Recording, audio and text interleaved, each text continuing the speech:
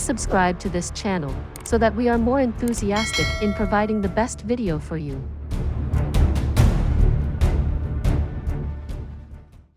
Chapter 281. The arrival of the talented scholars. Several people had been involved in that fight in front of the main hall. The law of the empire couldn't hold such a large number of people accountable for anything. There was no other option. The matter was concluded without any action against anyone. Everyone returned to their original places. The big shots watched Jun Moxie stood up and dusted his backside. They suddenly realized the reason why this commotion had been stirred. To make matters worse, Jun Moxie had faced this rain of curses while sitting down. Everyone was left speechless. There was no bench or stool to sit on, but Jun Moxie had seemingly refused to ill-treat his buttocks. Shockingly, there was an individual lying under the buttocks. There was a pig-headed-like expression on the youngster's face, and it seemed as if he was breathing his last breaths. That youngster was the Meng family's young master, Meng Fei. Young Master Jun had taken seat on the youngster's fallen body. This had instigated the crowd's anger and had incited the eventual curses. No wonder he was cursed like that. The crowd's sentiments must have been instigated by the manner in which he's swaying his butts. So that's what happened. It was evident from the young Master Meng's condition that he would be missing the feast. He doesn't look good. Take him to the imperial physician, the patriarch of the Meng family, Meng Shuesheng shouted with anger and anxiety. He then turned to face the smiling and unmoving Jun Zhangtian. General Jun, your grandson is indeed very promising. He. Elder brother Meng flatters too much. Haha. Moxie is very young and inexperienced. You shouldn't spoil him like this. Grandpa Jun stroked his beard and narrowed his eyes as he expressed his thanks. Meng Shuesheng staggered as he heard this. He nearly fell down. The other patriarchs staggered as well. It is evident that this shamelessness is hereditary. The Jun debauchee had deliberately created a farce in front of the main hall. His compulsion had been very fierce. The sounds that were made were very loud. He had hoodwinked several people into joining that farce that the sounds of their noise had reached inside the main hall.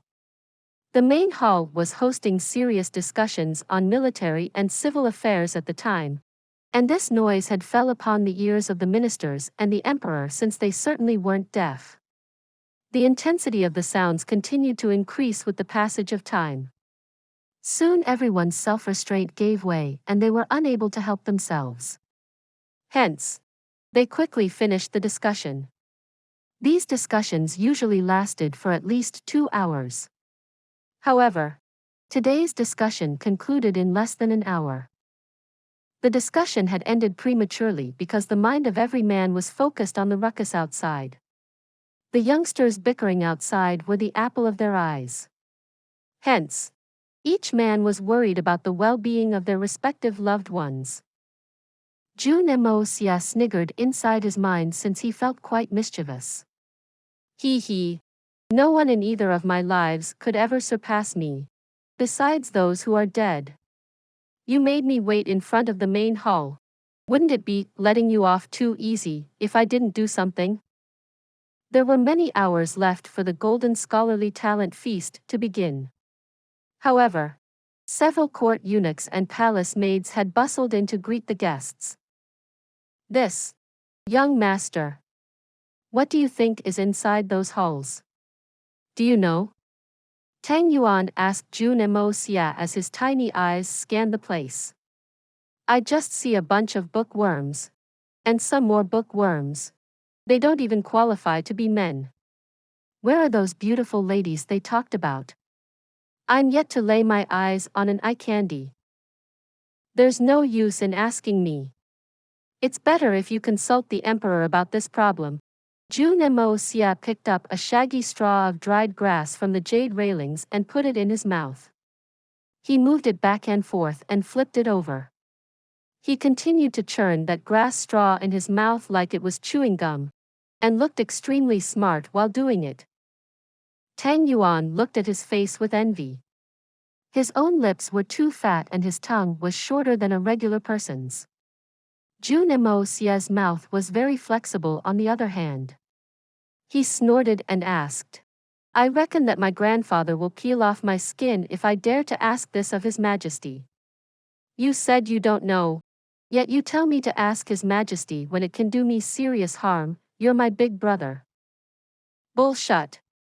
I've come to the Imperial Palace for the first time. I'm following your steps since you've come here before. So, how would I know if you don't? And don't call me your elder brother in front of so many people. Having such a fat younger brother will make me dizzy." Jun Moxie rolled his eyes. Then, a meaningful look emerged in his eyes after he glanced at something. He chuckled. "Fatty. Look. Another batch has arrived. They don't like men either. They must be your intimate friends. Aren't those the gifted scholars from the Wenxing Heavenly Literature Institute? Their neat style of walking could make for a military parade. Dang. What a bunch of hypocrites." A group of white-clothed youngsters arrived on the smooth jade steps in front of the main hall. Each one of them was upright, looked refined and moved in an unrestrained manner. Each had delicate features. Their mannerisms seemed to have transcended the vulgarities of the common man. There weren't many of them, just around 20. Two white-bearded old men led them at a leisurely pace as they entered. The two men leading the procession had thin faces, and their white hair was tied by a headband in a scholarly fashion. Their wide sleeves were the epitome of the great scholar's style. These two teachers of the Wenxing Heavenly Literature Institute were scholars who were admired unilaterally by the entire country. Mei Gao Jia and Kong Ling Yang. Fatty's nostrils flared as he screamed in an undertone. Those two old bastards. Their disciples. Their descendants. Their entire families are a bunch of hypocrites. See. I feel like vomiting at the sight of them. They would make me wash undergarments whenever I would fall short of my task. I used to regard them highly back in the day. But I regret it now that I see things more clearly. Jun Moxie slightly raised his chin to look at that group of people. He looked at their sardonic expressions and then snorted in agreement with Tang Yuan. He knew about Fatty's villainous misdemeanor. Yet, he agreed with Fatty. Coincidentally, an unnoticed person sighed behind them. They are truly worthy of the Wenxing Heavenly Literature Institute's name. It is a repository of beautiful people. It has so many books on literature. The students of the Wenxing Heavenly Literature Institute are like giants among men in my Tianxiang city. They're so very proud. You're a laundry bat. Jun Moxie and Tang Yuan scoffed in unison as they looked back with disdain. Then they simultaneously raised their heads and tilted them. The scene was similar to an individual latching on to a person's smelly feet. The hall was full of promising youngsters from every powerful family. Moreover, there was no shortage of youngsters who had already been named as successors by the patriarchs of their families. Shockingly, some of the disciples from the Wenxing Heavenly Literature Institute had already fallen from their grace by flattering these promising youngsters. Their intention to solicit potential backers was rather disgusting to witness. The two of them retreated quickly, but the main hall had silenced by now. The two of them had commented in a very loud tone. Hence, the attention of every individual had suddenly shifted towards them. The two men leading that group of scholars from the Wenxing Heavenly Literature Institute looked at Jun Moxie and Tang Yuan as if they were looking at excrement. Their stare was one of extreme disgust. Fatty Tang jumped with fear since several gifted scholars and young masters had suddenly started to gaze at them in disdain. The color of his face changed as he trembled. He secretly wanted to destroy a couple of those gifted scholars. However, the contemptible individual couldn't raise himself to such a status when confronted by the elegant demeanor of these scholars. The towering gazes from the scholars and the other people present were a demonstration of their fearlessness. Suddenly, Fatty Tang started to lack in self-confidence. Fatty Tang was a bit scared, but the Jun debauchee hardly seemed affected. He raised his head, tilted it, slanted his gaze and shot a look at the onlookers. Jun Moxie faced the disdainful looks of nearly hundreds of people with condescending toughness. He looked at them arrogantly. His bearing was proud since he wasn't cowed. I am a rogue, whose rogue manners can scare me. However strong he may be, I am stronger than him. This was Hitman Jun's life motto. Rotten wood cannot be carved. Mei Gao Jia stared at the two debauchees in a cold manner. He then raised one end of his goat-like mustache and brushed it away as he scolded them. His gaze was that of heartfelt disdain. He was a well-known and veteran scholar. He had a list of more contemptible words, but he didn't use them. He only spoke that single line. But it was a very severe line of abuse. Yet, very graceful. The word graceful was a bit too much. The old man's gaze remained sharply fixed on the two individuals as he led his procession to pass beside them. They reached the end of the stairs soon. There, they welcomed and presented gifts to the ministers. They then introduced their admirable student to everyone. Jun Moxie had noticed the sidelong glances those two men had given them as they led the procession past them. Their hate-stricken gazes were meant for Tang Yuan. The despicable, vile and corrupt Jun Moxie wasn't the person these talented scholars from the Wenxing Heavenly Literature Institute despised the most. The person they hated the most in the entire Tianxiang kingdom was Tang Yuan. However, this wasn't unexpected. Tang Yuan had used his despicable means to attempt a graduation from their institute. Later, he had used his family's power to frame relentless charges against the institute's scholars. Moreover, he used his family to force the institute into a tight corner. In fact, he had even tried to use his financial power to gain control over them. If it were only this much, it would have been tolerable. However, the all-evil Fatty Tang didn't stop here. He forced an unwilling disciple of the institute into working for him. Then, he made that scholar wash women's undergarments of the household. How could the institute bear this shame? Why would you insult the Wenxing Heavenly Literature Institute in this way? Why would you insult the place that nurtures the talented scholars of the country? Fatty Tang didn't keep that matter a secret. He passed it on as news. Mei Gao Jia and Kong Ling Yang spat blood when they heard of one of their disciples being treated with such humiliation. Tang Yuan widely came to be recognized as a debauchee inside the institute ever since, in fact, all over the Tianxiang city. As for that scholar who had submitted to that act of humiliation in order to climb the social ladders blinded by his greed, no one had cared to spare him a thought. We are fine as long as our institute is brimming with talented scholars. It is natural that there will a small proportion of lowlifes, but they are only a small blemish. Which person isn't like that nowadays? Such people will eventually have to face the heavens' punishment.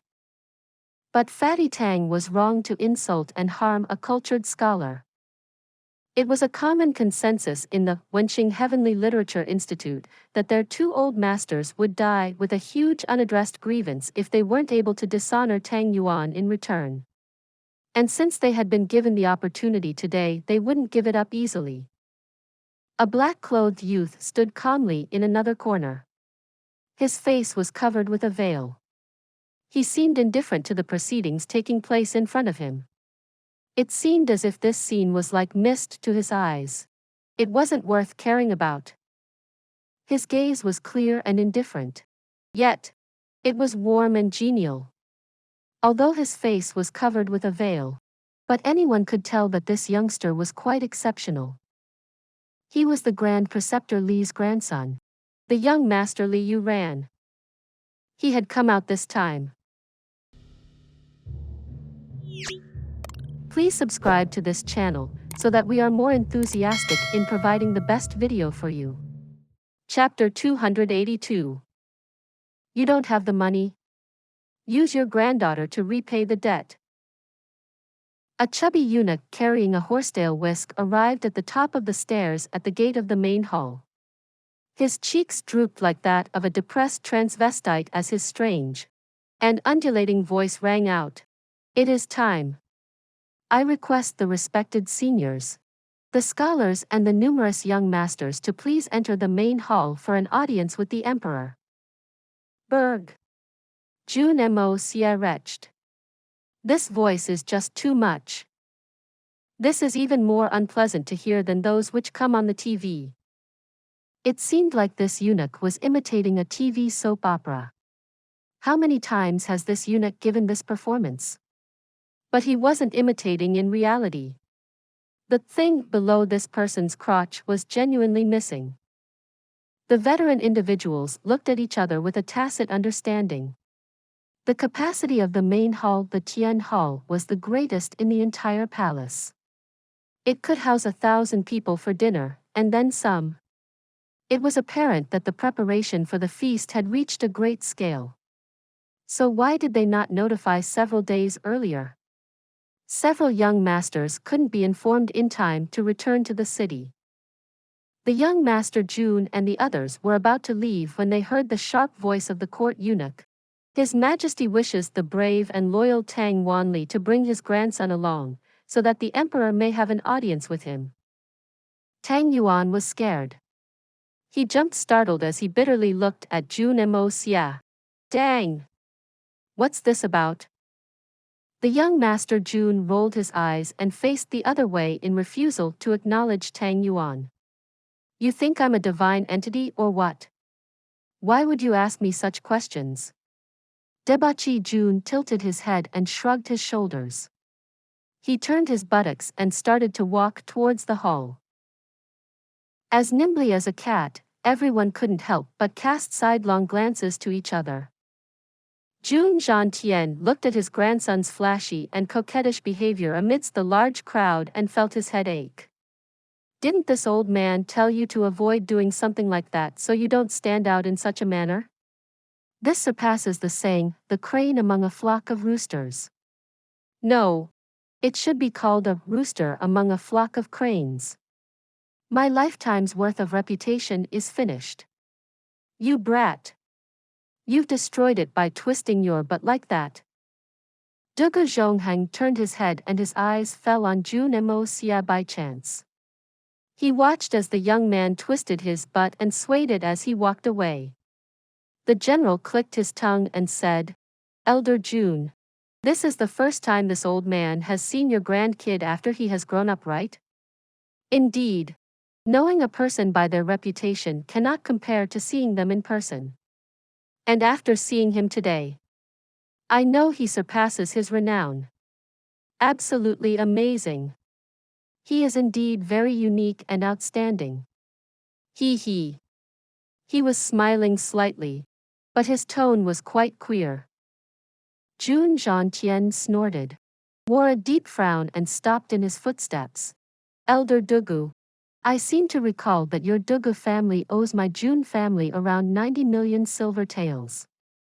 You seem to act like someone who doesn't give it much importance. When will it be returned? I just wish to inquire for the benefit of my heart. Grandpa Jun was usually quite resolute.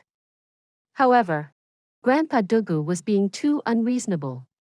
He had taunted Jun Xie merely for fun. How could that ignorant man come and tease the patriarch of the Jun family like this? Therefore, the moment he opened his mouth he was pressed for repayment. Dugu Zhongheng was taken aback. His eyes opened wide into a circle and he remained speechless for a while. Then he ferociously spat and spoke. Bullshit. You're killing me here. 90 million in silver? Do you think of my Dugu family as the national treasury? Even the national treasury won't be able to cope with such an amount. You brat. Are you planning to renege on the debt? Grandpa Jun glared. In the words of your own family, you had acknowledged to compensate in accordance with the price of the auction. So why were you thinking of reneging on your debt now? Even adding a small amount into this sum unfairly is against the Jun family's honor. I doubt that your Dugu family will be lacking the funds if we take this dispute in front of the emperor. Justice may only be a 7-letter word in this world of mortals. But it must be kept in mind, Dugu Zhongheng, that the heavens are looking at this matter today. Dugu Zhongheng was angered by this remark. He felt as if he had been sandwiched between honor and anger. He was rude and unreasonable, but he wasn't the master of repudiating a debt. And to make matter worse, the entire Tianxiang Empire knew about this matter. Therefore, he couldn't even think about go back on this debt. But, what do I say now? How does this trivial Jun family find the courage to say something this bold? His breath was clearly panting, and it was obvious that he had cursed the Jun family 100 times in his heart. Take a good look. You shameless spendthrifts are provoking this old man now. He was straining his mind hard when a strategy suddenly changed direction of his eyes. A carefully crafted plan came to his mind. Correct. My Dugu family does owe your Jun family a lot in silver. Old man, your grievances are reasonable. The murderer shall pay with his life and a debtor must return the money. That is fair. Don't tell me. Has the old man made up his mind? Will this trivial 90 million silver be enough? That's so miserly. If everyone were like you, they'd take whatever little money they had very seriously. Jun Zhang. How much money could you take to your coffin? I genuinely despise this miserly behavior of your Jun family.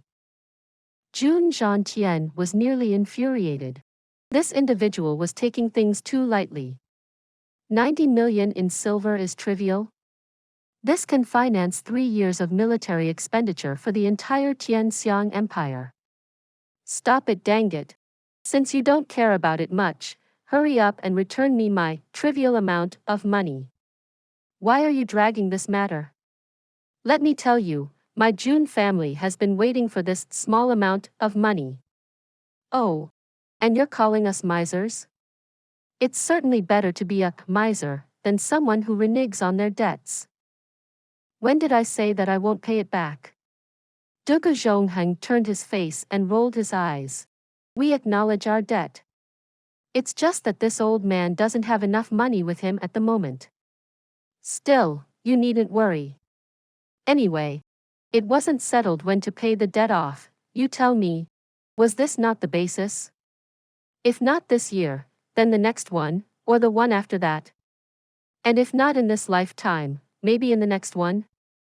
Remember, a certain public figure once said, any debt can be repaid if one has an endless posterity. Ha ha ha. The people beside him broke into a frantic bout of laughter. Some people had taken notice when the two old men had come together and had started muttering to each other. And every white-haired head had gathered around when the two men had started to talk about that huge debt. The mouths of the various families' leaders were gossipy when they heard Dugu Zhongheng's joke. And they heard Dugu Zhongheng come up with such a shameless classic line. The whole room burst into laughter in his support. This person was exceptionally talented. It was just a debt and nothing more. He had merely pushed it onto the next generation, and the one after that, and unto his entire posterity. He was extremely shameless. In fact, he had attained the peak of shamelessness. The tree must have cultivated a leather bark. This person is the most shameless in all the lands under heaven. Today I've learned at last. Fart. Grandpa Jun retorted impatiently. Who knows how shameless your next generation will turn out? Then he turned his gaze and said, Elder Dugu, If you're unable to repay the debt with money, then your granddaughter can help you repay it. We'll become relatives by marriage if you marry your granddaughter to my grandson. Do you expect that this old man will haggle about the 90 million with his relatives? Your family's debt will obviously be exempted. How about it? I'll let your debt off in such prime time. Then you can use that money to carve out figurines of your own. How about it? Nonsense. You donghua devil Jun. Dugu Zhongheng got angry and started to rain curses in an unrestrained manner. My granddaughter is like a fairy. And just take a look at your grandson. Just take a look. He pointed an accusatory finger at the back of the debauchee Jun as he said this. He was filled with anger as he continued. Can that brat ever be joined to my granddaughter? You find me one person in this world who says that he is a good match for my granddaughter. Your words are reasonable. Your granddaughter isn't a worthy match for my grandson. But it seems that my grandson cares for your granddaughter. So, you're in luck. Grandpa Jun then narrowed his eyes and said, Elder Dugu, you will regret it if you don't agree to this. There will come a day when you'll have nothing more than rice for dinner. You will have lost everything by the time that day comes. Then don't wonder why this old man did not warn you. You dare. This old man will castrate you. Dugu Zhongheng panted with anger and took a step forward. Would Grandpa Jun back off? His posture was sharp and his arrogance rose. The other old men realized that the situation had become dire since those two individuals were about to have at each other. 3 groups of 5 people each promptly started to calm the two individuals down. This was to avoid a frightening farce incident inside the palace. The result would be a bit too lively to see if these two old and powerful patriarchs of military families decided to clash inside the imperial palace. The two old men desperately tried to free themselves. It seemed as if they wanted to maul each other. In fact, they were kicking and punching anyone in the vicinity. Jun Xie, if that precious grandson of yours dares to provoke and annoy me, this old man will spank his ass and feed his junk to the birds. Your family will disappear. And you'll spend your last days being a subordinate to bandits. Dugu Zhongheng spat everywhere as he roared. Bah! You think that you have that capability? You think I've never thrown a punch in these past years of cultivation? You think I'm scared of you? I forgot that I hadn't taught you a lesson in all these years. And now this old bastard has grown wings and wishes to ascend to the heavens. But this old man will make an exception and straighten you up today. You ignorant fool. You refuse to accept the kindness that's being shown to you. Grandpa Jun was quite furious. I took pity on your granddaughter's infatuation. Otherwise, on the basis of my grandson's real situation, even the emperor's daughter is not fit enough to be joined to him. Let alone your granddaughter. You're despicable to defame such an amazing young boy. You're the most shameless person under the heavens. Several officials were hastily passing by this commotion as a few people tried to hold the doom at bay. Who'd have the courage to provoke these two old bastards? Dugu Zhongheng is better. He is very unreasonable. But your life won't be in danger with him. That Jun family's old bastard is another case altogether. He usually stays calm and appears to be harmless. In fact, he even flaunts his moral cultivation, but last time someone provoked him, he killed nearly 1/3 of the Imperial Council without batting an eye. This guy is very cold-blooded. He won't even frown when doing the deed. He is a silent executioner. There's bound to trouble now that those two are arguing here. One shouldn't stay here for long. Tang Yuan, the emperor stared at the fat man in front of him inside the imperial hall. His temperament was extremely calm, but his brows shot up at the sight of him. The emperor was shocked to see Tang Wanli's grandson too stressed out. His personality is very different from that day at the aristocratic hall. However, the emperor somewhat derived a sense of security from the fatty's flesh since Tang Yuan's body amply reflected the empire's economical superiority. It was obvious from one look at his body that the common people didn't have a dearth of food or clothing, and lived lives of plenty. Yes.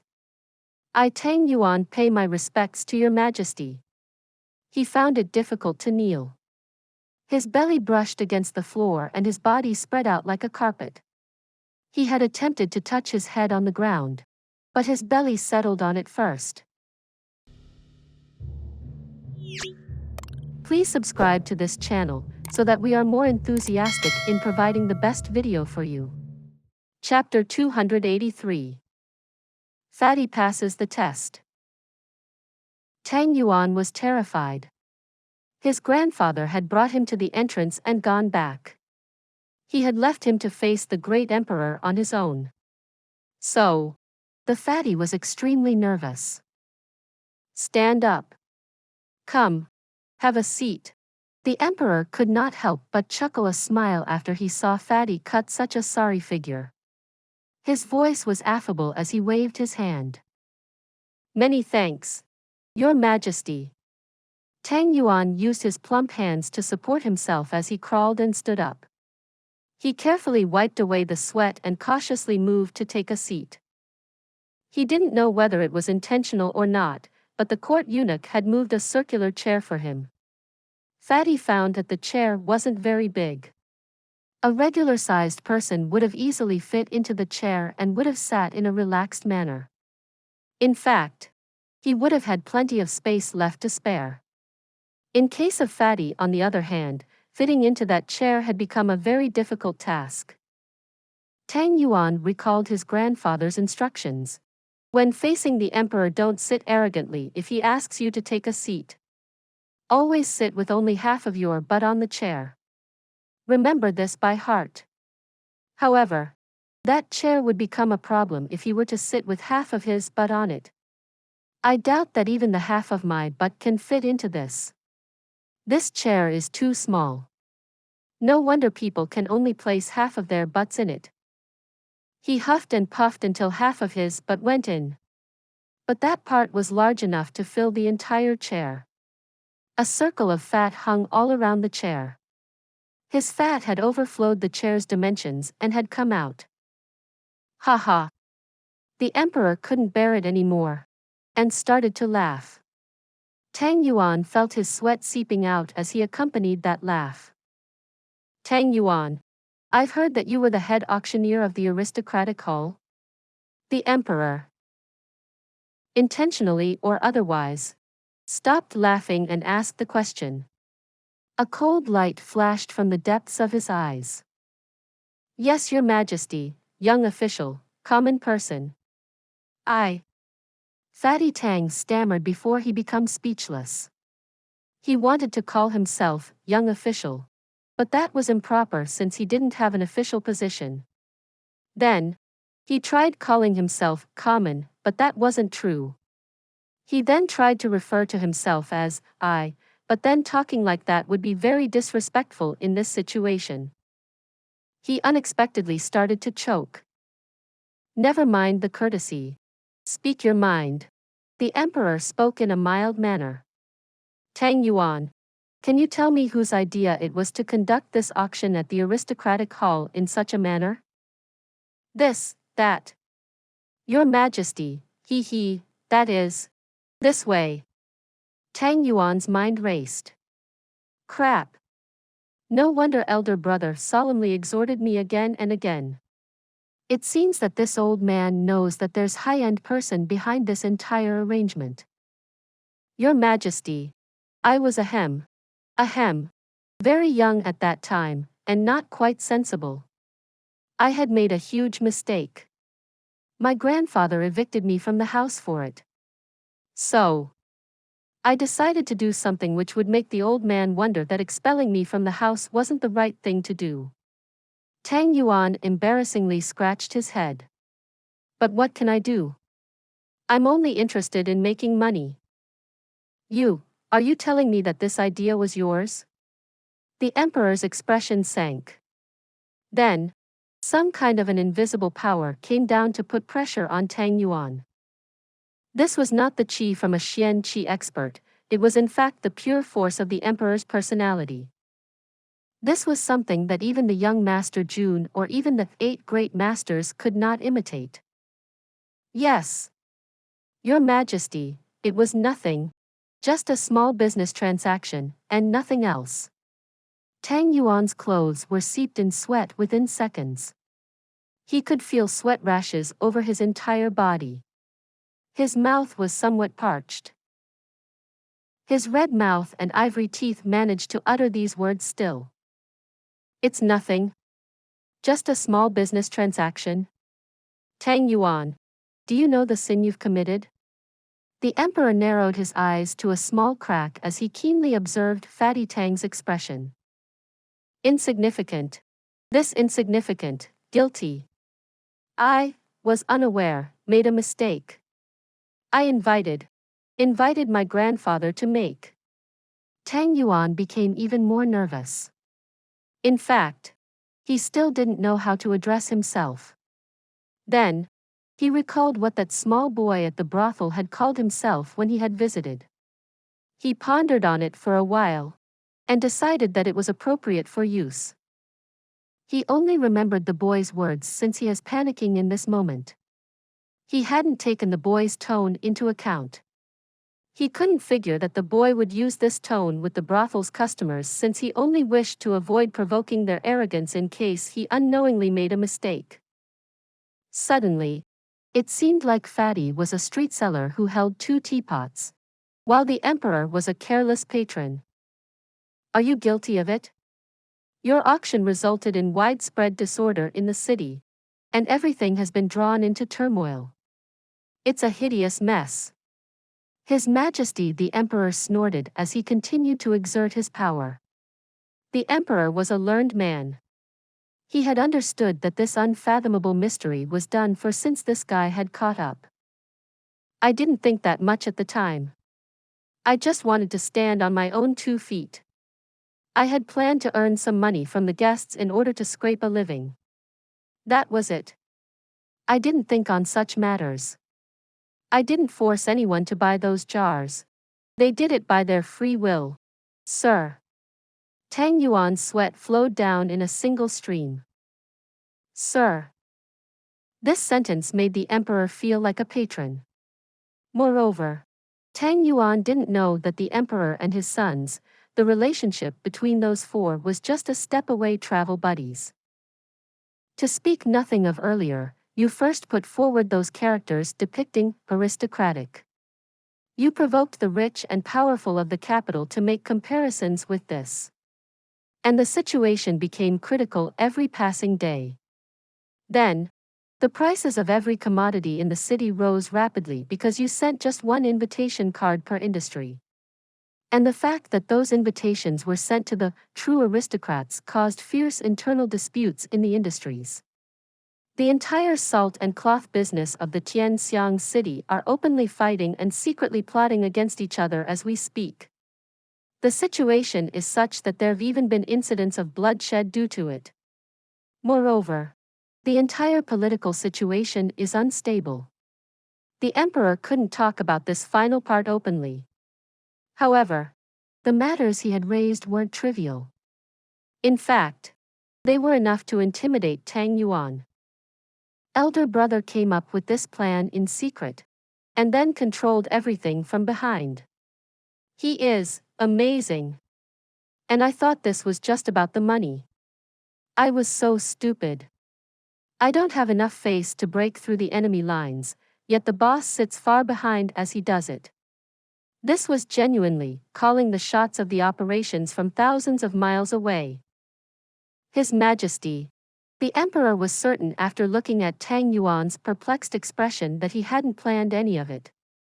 Or at least, he wasn't the instigator of that plan. He slowly got up from the imperial throne. He then took 2 leisurely steps and stationed himself 30 meters from Fatty Tang. Tang Yuan, you're the grandson of a brave and loyal marquis. You may be a debauchee, but you shall receive rank and wealth in the future even if you're ignorant and incompetent. So why were you bothering to suffer like this on behalf of someone else? Would you ruin yours and your Tang family's future because of it? Do you think it is worth it? This was a psychological attack.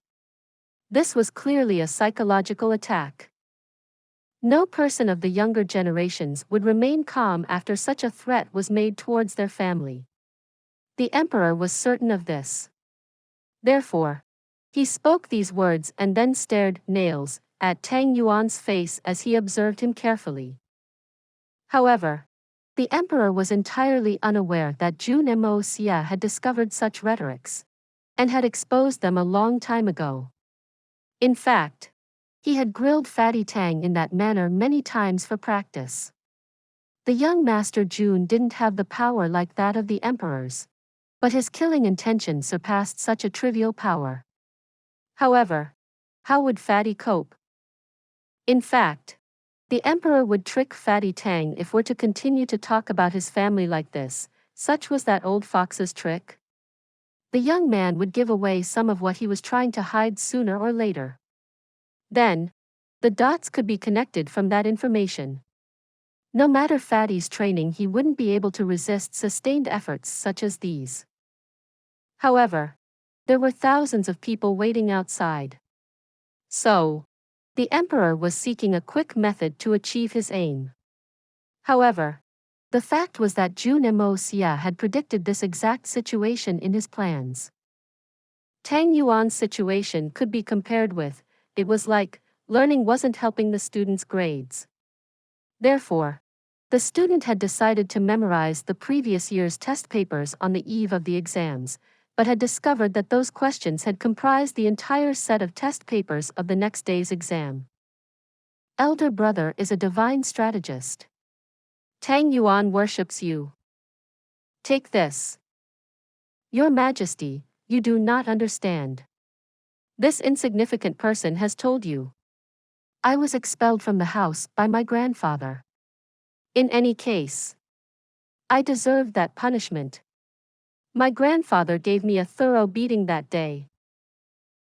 And I left my family home covered in cuts and bruises. I was left alone and helpless. I moved around the capital without any money. But the gods refused to abandon me. My good brother Jun Moxie from the Jun family appeared. He didn't abandon me and brought me back to his home.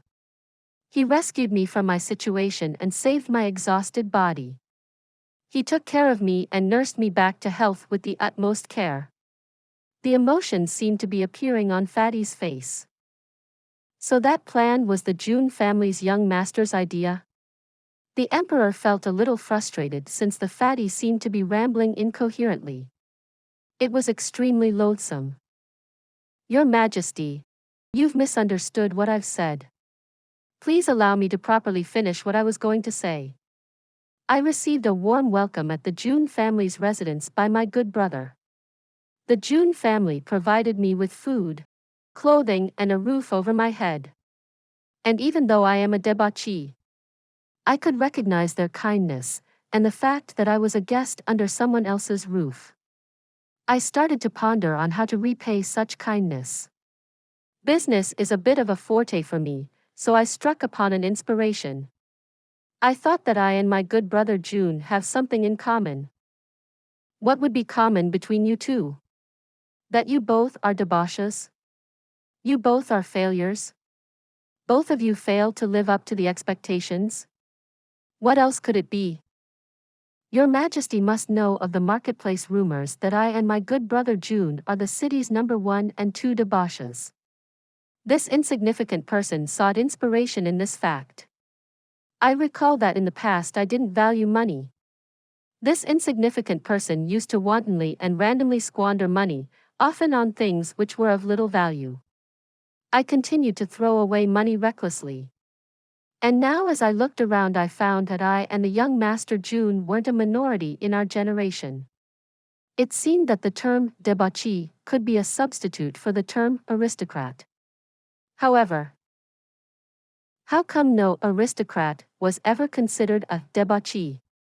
But this could be considered as a way to make money since these people didn't take money seriously either. Coincidentally, I had come to know the greatest winemaker under heaven a few days back, Senior Song Sheng. And he agreed to ferment his unique and exquisite wine for the aristocratic hall. We've come to today's situation due to various situations and incidences of good fortune. If your majesty still has some questions, Tang Yuan is more than willing to answer them all. Fatty's air duct didn't know whether it should obey or not. Nevertheless, Jun Moxie had accurately predicted the emperor's reactions. Fatty hadn't done so yet, and was thus terrified. He could easily answer any number of questions that the emperor would ask, in detail. The fatty wouldn't have been this flustered if he realized this. He would have easily answered each and every question with impregnable logic, and on reasonable grounds. When it came to being expelled from his house, the fat man went according to the great director Jun's wonderful script. He passionately brought tears into his eyes as he bawled. A pile of tears and sweat splattered around from the fatty's face. The scene was rather difficult to imagine.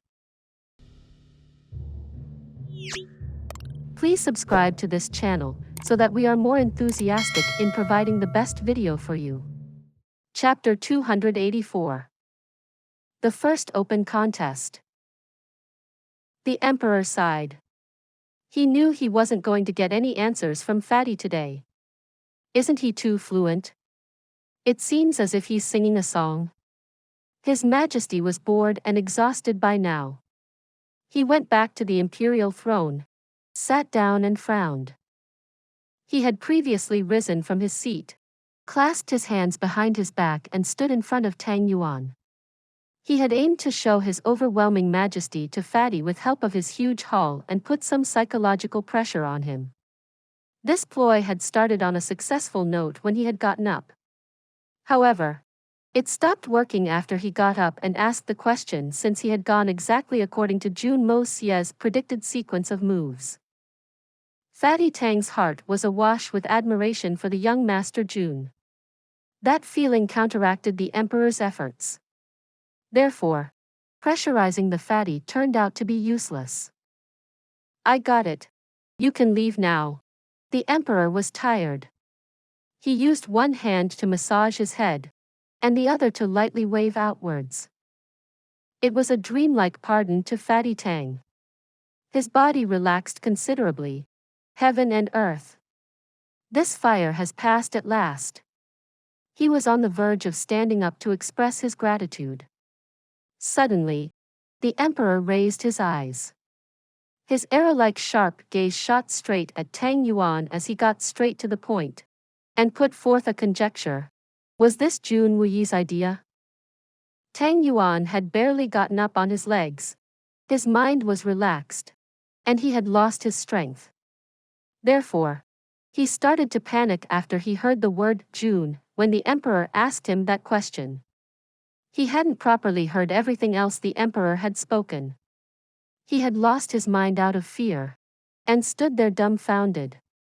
His big mouth turned into a large circle as he subconsciously exclaimed. What? His Majesty. The emperor looked at Tang Yuan and smiled slightly. Could that be the case? At the same time, on the other side, Jun Moxie took 2 steps and called out as he waved. Hello, face-covering shameful youngster, he had called out to Li Yuran. Li Yuran halted. He remained in his place as he waited for Jun Moxie to arrive. There were many other youngsters who wanted to accompany him and waited, but he lightly waved at them. He didn't speak a single word, but his gesture had clearly indicated his desire. He had conveyed his intentions, like a cloud in the weak wind. However, his companions didn't mind and continued to walk. This was an incorporeal majesty. He saw the same look in Jun Moxie's eyes as well. The fact was that he had always been adorned in this manner.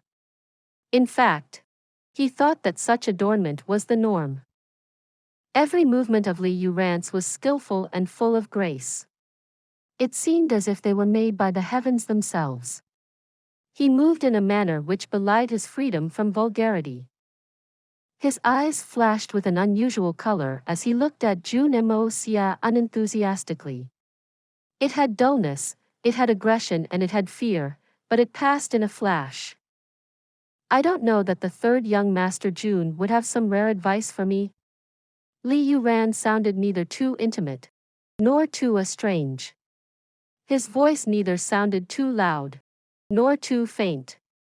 But he had spoken this in discomfort. Your mannerism is good. It requires a little family education.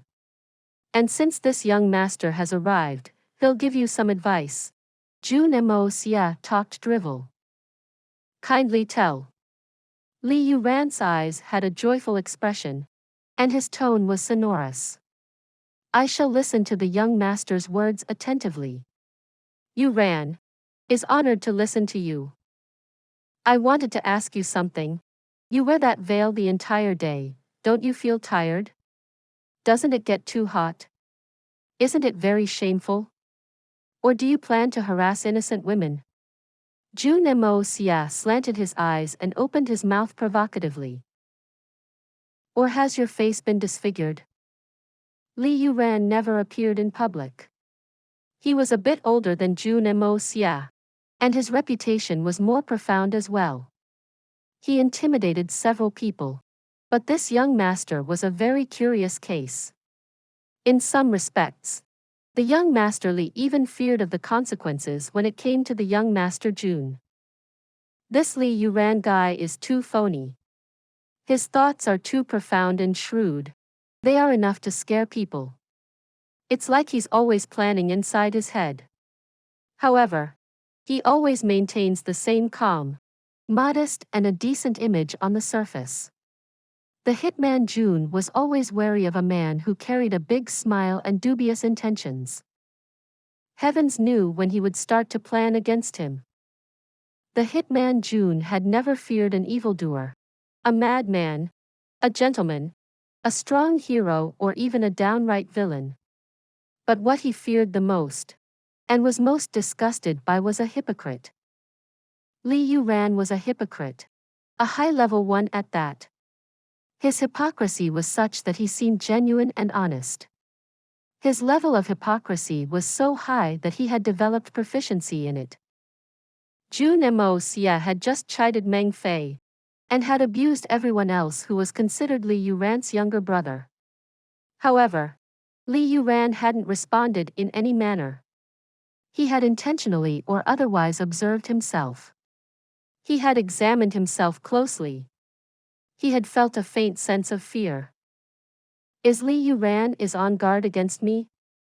Or has he discovered something else? Therefore, Jun Moxie made a prompt decision to show initiative, and decided to probe him a bit.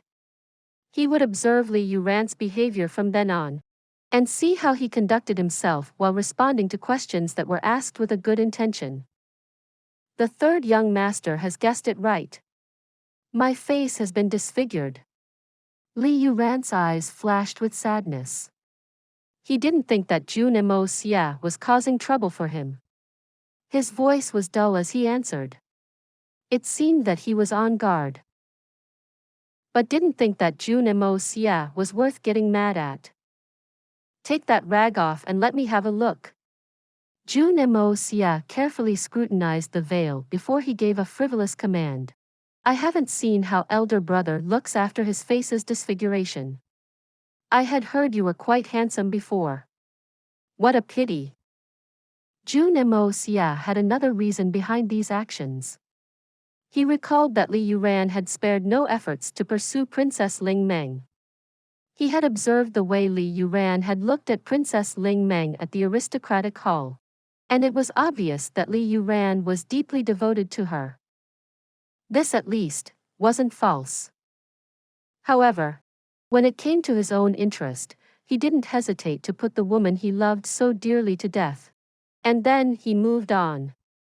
So much so that he hasn't even gone in seclusion post it. The young Master Jun could never forget that Lei Jianhong and the others were Li Yuran's senior disciples. They were involved in that matter with Princess Ling Meng. But it was surely on his instigation. This was one of his aims behind going to that hideout while being disguised as the Sky Xian peak throwing knife expert. He had a vague feeling that Li Yuran would sacrifice the woman he loved so dearly for the sake of procuring some information about the mysterious man he considered a threat to his plans. It was merely to gather some intelligence. His feelings aren't fake. However, he discarded them like an old shoe. Jun Moxie believed that such a person wasn't fit to be called a man. He could only be called a scum, an anomaly. Yet, his bearing was honorable and graceful on the surface. It was perfect and aloof. This fact made Jun Moxie even angrier. Can't you act like a vile creature openly like I do? You like to play tricks to deceive people like that? Therefore, I will tear down your mask. I will expose your true colors. The two young men were immensely talented and smart. They were about to confront each other. One was a pure hoodlum, while the other had unsurpassed grace. And both of them were hidden behind masks of pretenses. However, neither knew who'd unmask whom first. This had become a contest. My disfigured face is an eyesore. Li Yuran looked at him in a tranquil manner and smiled. The young Master Jun would know if he'd slash his flower petals-like cheeks with 2 blades and then go home to look in the mirror. Really? Jun Moxie drew that out on his face as he gave Li Yuran a sidelong look. Young Master Li, your thoughts and knowledge are indeed very profound. However, even though this young master wanted to see it, he wanted to know one thing first. You used to be very handsome. But you can't appear in public now. How does it feel? Exciting? Li Yuran's self-restraint was repeatedly being tested by the third young Master Jun. This was slowly inciting anger within his heart. His smile and expression became cold as he replied, "Yes. Very exciting. It's a very pleasurable feeling. In fact, I can lend a hand and make you feel like you're in 7th heaven if the young master loathes missing out on the opportunity." Ha ha ha. Jun Moxie laughed loudly as he patted Li Yuran's shoulder. He then exclaimed, "Young Master Li is a kindred spirit. I wasn't aware of it. I've indeed missed so many deeds. Elder brother Yuran is exceptional. You've just reminded this little brother of the time he spent at the Night Willow in the Spirit Fog Lake. Ha ha. We both are intimate with the Red Light District. This little brother doesn't know when the elder brother Yuran will show him his many unique skills." People who had walked away turned their heads to look at them. Some people had recognized the Tianxiang city's #1 publicly recognized gifted scholar, the Li household's young master Li Yuran. The shocking fact that he was discussing a prostitute openly was big news to everyone. Moreover, he seemed to be experienced in such matters. What was more, the capital's #1 debauchee was bowing to him. This was genuinely unexpected. A look of anger flashed in Li Yuran's eyes. He looked at Jun Moxie and said, "I'm quite young in this regard despite being the elder brother. How could I even compare to the third young Master Jun? I must gracefully admit defeat in this regard. The young Master Jun is exceptional in this matter. In fact, he is quite outstanding." "Oh. Am I really that awesome? You're truthfully saying that? I like it when others praise me." Jun Moxie shrugged his shoulders with excitement and laughed with genuine happiness. For example, the third young master helped Tang Yuan win his fiancée back with his unparalleled gambling streak. That was truly amazing. Li Yuran lowered his head and looked at his own shoes. It seemed as if he was pondering about something. But it seemed that he had understood something very clearly by the time he had finished that sentence. "Oh. Yes, That's true. The god of fortune was with me. There was nothing that could have been done to stop me. Jun Moxie looked at him in an interested manner. Again, for example, the young master Jun and Tang Yuan had beaten Qin Xiao Bao one afternoon. The Northern City gang was annihilated the next night. There was a faint smile on Li Yuran's face as he wandered forward. It seemed like he wasn't looking at Jun Moxie. But the hitman's sixth sense told him that Li Yuran was looking at his own reflection in Jun Moxie's eyes, as if in a mirror. The Northern City gang had done a lot of evil things. So, the heavens would act. That and the other trivial things. I didn't hold them very important. However, I observed that they seemed to be worthy of repeated mentions by young Master Li. Jun Moxie puckered his eyebrows. It seems that the young masters and the Northern City gang's relations weren't that shallow. Li Yuran gave a long smile before he spoke. For example, the third young master Jun had passed his judgment in the magnificent jewel hall, and had made Li Zhen spend a huge amount of money to buy that extremely precious jade coral. Li Yuran smiled and looked at Jun Moxie gently. Then, he spoke in a deep voice. However, I didn't expect that it would accidentally explode post its purchase. Please subscribe to this channel so that we are more enthusiastic in providing the best video for you. Chapter 285. There's no harm in having fun. And for example, the Donghua family's 7 heroes and legends bravely rushing forward came to see the third young master Jun when he was recuperating at his home.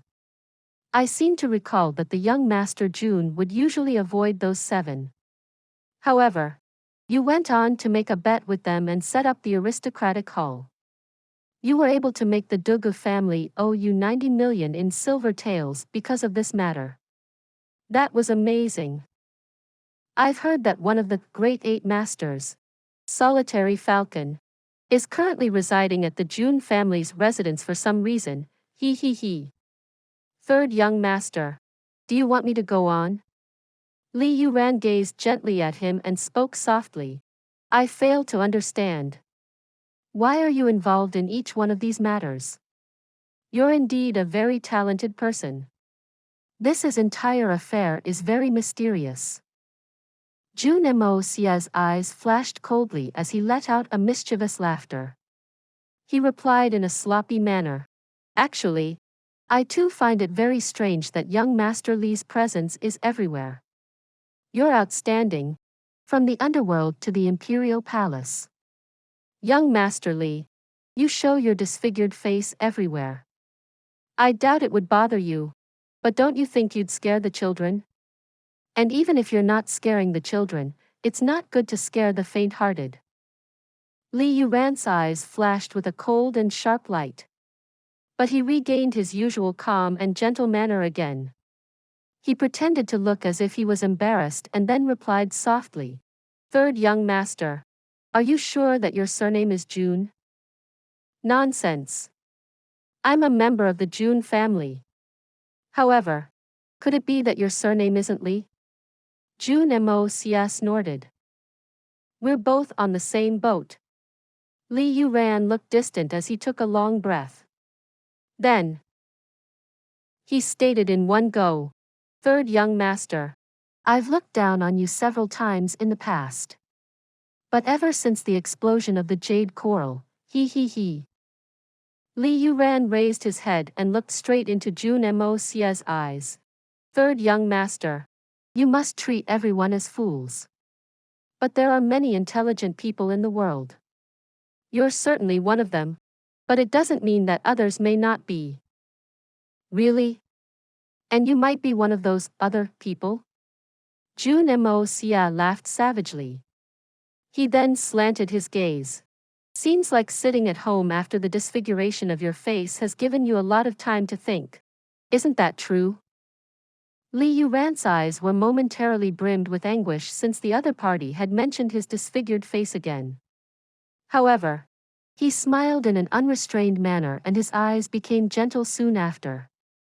They flashed with many rare emotions as he smilingly said, "Indeed. I've been thinking a lot after the jade coral's explosion. There were many things which had evaded my eyes in the past. However, I see them clearly now. Therefore, I'm very grateful to that explosion. Yes." Li Yuran took a step and slowly moved forward as he continued. "Third Master Jun. You agree with that, right?"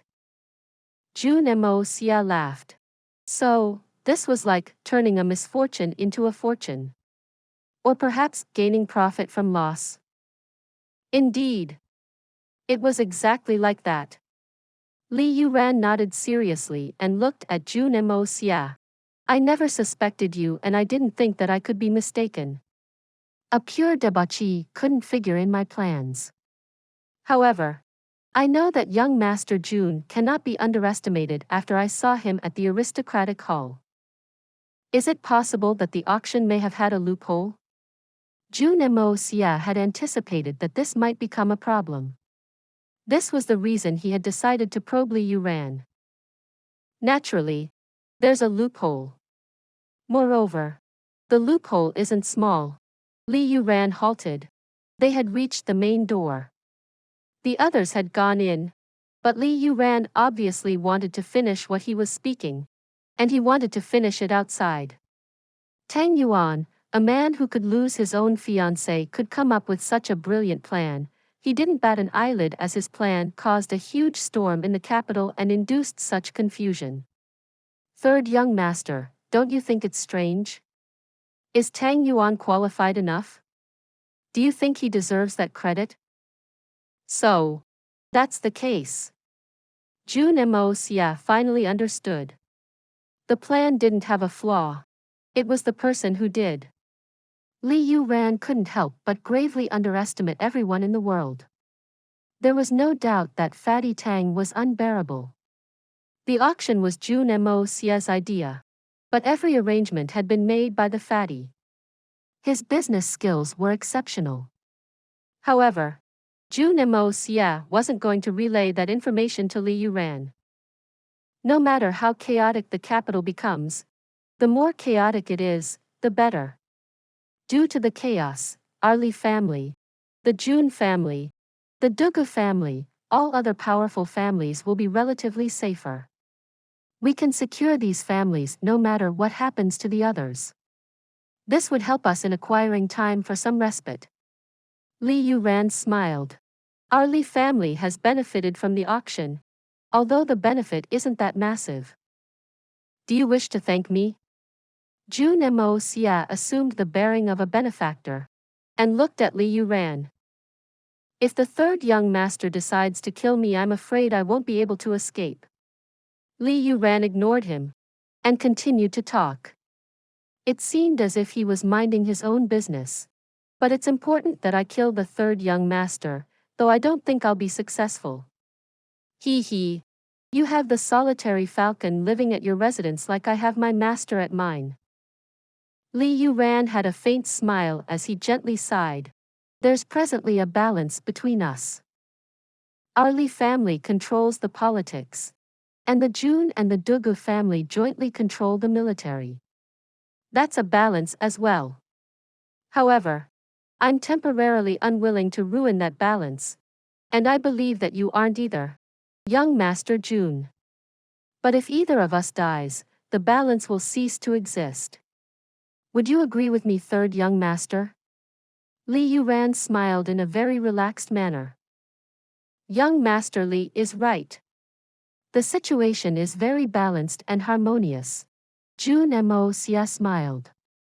But his inner thoughts were fierce.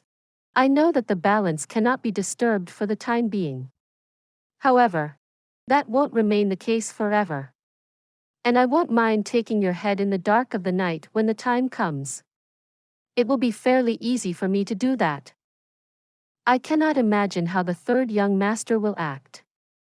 But I, Li Yuran, will do nothing excessive for a short while." Li Yuran smiled. "I wouldn't dare to act too rashly for the time being. However, when the conditions are right, the first rival I must urgently eliminate is the third young master. Li Yuran said this quite seriously. It was more like an earnest commitment than a few pleasantries. Li Yuran's conduct was very magnanimous in this case. I believe you. The corners of Jun Moxie's mouth rose crookedly as a seven-lettered word came into his mind. Strange. If Li Yuran had the opportunity to eliminate him without being suspected for it, then Jun Moxie was sure that Li Yuran would take the task on without the slightest hesitation. The reverse situation was the same as well. However, the situation was exactly as Li Yuran had described it to be. Hence, the Li family and the Jun family would wish the balance to remain undisturbed. Otherwise, Jun Moxie would have killed Li Yuran by now. Jun Moxie wasn't very interested in sitting and chatting with him at present. Therefore, there's no harm if we have some fun, right? Li Yuran didn't know whether he had convinced Jun Moxie. The corners of his mouth rose crookedly. His face reveled in a happy expression as he said, "Third young master, you're become quite capable. You wouldn't have been anywhere near me a few years ago. But it seems that we're the same now. We both had a poor childhood, and never had any fun. So, there's no harm in making up for it and giving it a go. Is it possible that you have another playmate?" Li Yuran seemed very interested as he asked that question. Jun Moxie coughed. "I didn't have a childhood, just like you. But Jun Moxie's childhood was much more colorful than yours. Have fun while killing people? Or have fun while creating havoc?" Jun Moxie laughed mischievously. Killing and creating havoc can be considered a game of sorts. Li Yuran tilted his head and pondered. However, the look on his face was seemingly akin to that of a longing. "And we have played it." The two men stepped inside the hall. Li Yuran gently spoke the moment they passed through the door. "There are very few in the younger generation who can play with me, and then defeat me repeatedly. You're a very fascinating playmate, we might as well continue to play." His eyes had been on the ground, and his voice had been low as he had spoken those words. In fact, it had seemed as if he had merely thought these words out aloud. "Continue to play?" Jun Moxie laughed heartily. He saw that hundreds of people had assembled inside the hall. He laughed in a wretched manner as he saw the setting of the hall. "Then let's continue with our fun games." "Ha ha. Then, you and I shall start to play this game properly." Everyone scoffed in unison. The orioles and the sparrows pouted and muttered in their respective voices. Thought. They kept it low. Every individual of notice in the Tianxiang city had gathered inside the imperial palace's main hall at the moment. Jun Moxie could distinctly feel that every eyeball was fixatedly gazing at him. Li Yuran couldn't help but smile as he heard Jun Moxie end their conversation in his usual hoodlum style. There were several hundred people inside the hall, but he knew that Jun Moxie had aimed those words at him. The two men then parted without looking at each other. The two of them had some hidden aces up their sleeves. In fact, they could see some of the cards the opposite party held as well. However, both of them had become more serious, as if by prior agreement. A worthy opponent. These words emerged inside the minds of those two individuals as they parted. Young Master Jun regained his train of thought. "That hypocrite Li Yuran is my only rival at the moment. But I can't always focus my thoughts on him. There are other matters of importance in this feast." He looked up and instantly recognized something strange about the setting of the feast. It is quite elaborate and very unique. The seat high above the banquet was where the Tianxiang Empire's emperor would sit. Does he wish to personally participate in tonight's feast? There were a few more seats around the emperors. They were presumably set to seat the three princes and the other members of the royal family. The other members of the royal family would refer to the prince equivalent, Yang Huai. However, the seat which seemed reserved for the prince equivalent and his son seemed to be less that luxurious in comparison. However, one seat seemed to have been designed for the comfort of its guest. It seemed rather obvious that this seat was reserved for Princess Ling Meng. Another set of tables had been placed in the fair vicinity. Those were undoubtedly reserved for the patriarchs of the powerful families. However, why was one table placed separately and slightly higher than this set? It seemed reserved for someone senior. But who was it for? This was a confusing mystery. Please subscribe to this channel so that we are more enthusiastic in providing the best video for you. Chapter 286. Elder brother will remain at the top, even if the sky falls down. Hundreds of tables were placed in a circle. A small space had been left vacant in the middle. Would there be a performance at this feast? Will the senior men sing and dance? A normal man may not do it. Perhaps those sour and gifted scholars will. The Golden Scholarly Feast has now commenced. Everyone is requested to take their seats. Jun Moxie took his seat. He looked up and saw someone opposite him. It was none other than the young master of the Li family, Li Yuran. The young master Li looked around. He saw the young master Jun acting like his debauchee self and smiled faintly. He then lifted his wine cup to relay his best wishes. Jun Moxie sneered and took that opportunity to cross his legs by putting one over the other. This was his signature debauchee move. Then, a fragrant smell hit Jun Moxie's nose. It came from behind. He didn't need to look behind to know that this clean and fresh fragrance was coming from debauchee.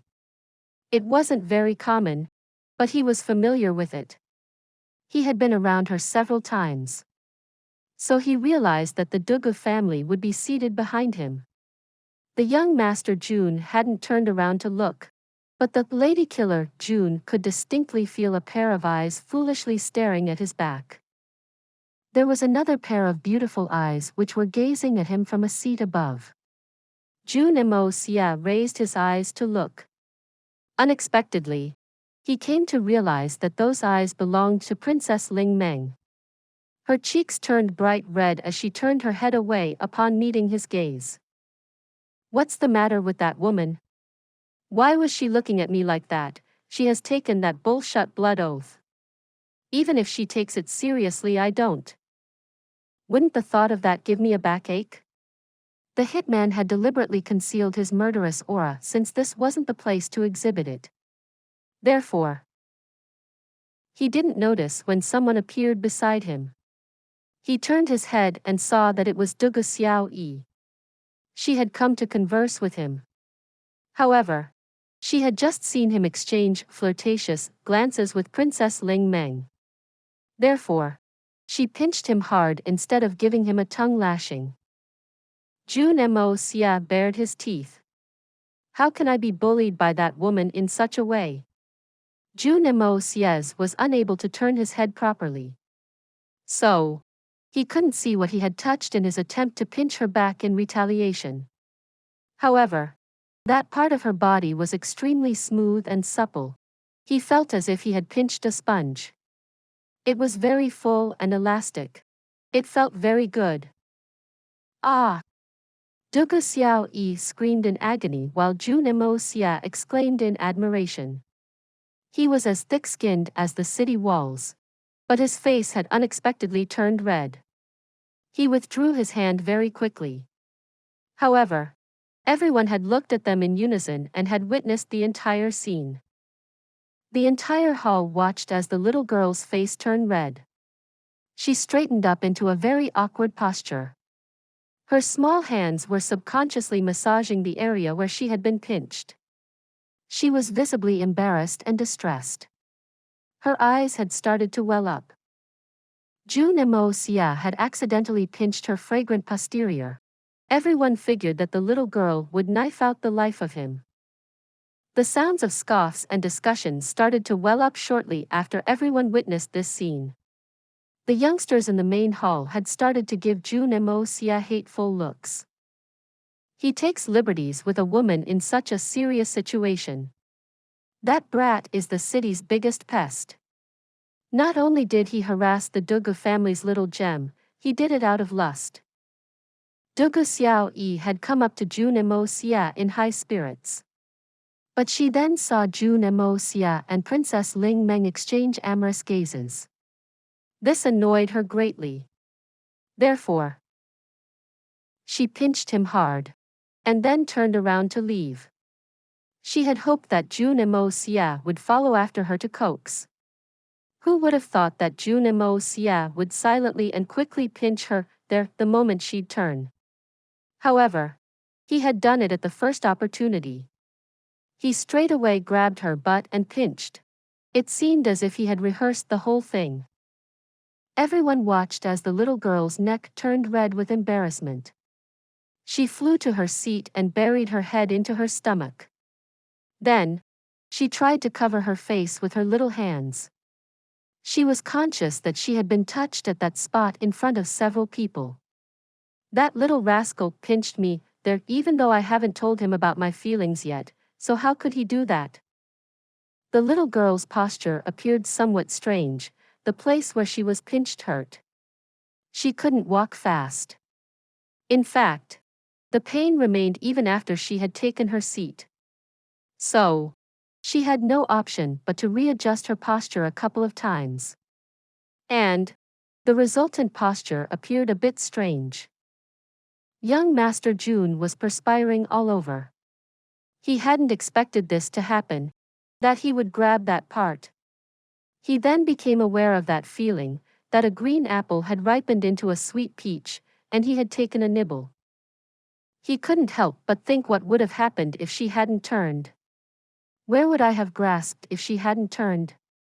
He smiled mischievously and twirled his fingers. It seemed as if he could still feel the satin-like sensation on his fingers.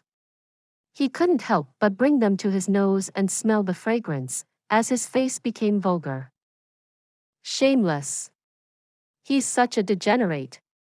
Everyone present on the scene was red with anger. They turned their goat-like beards up. That third young Master Jun is very shameless.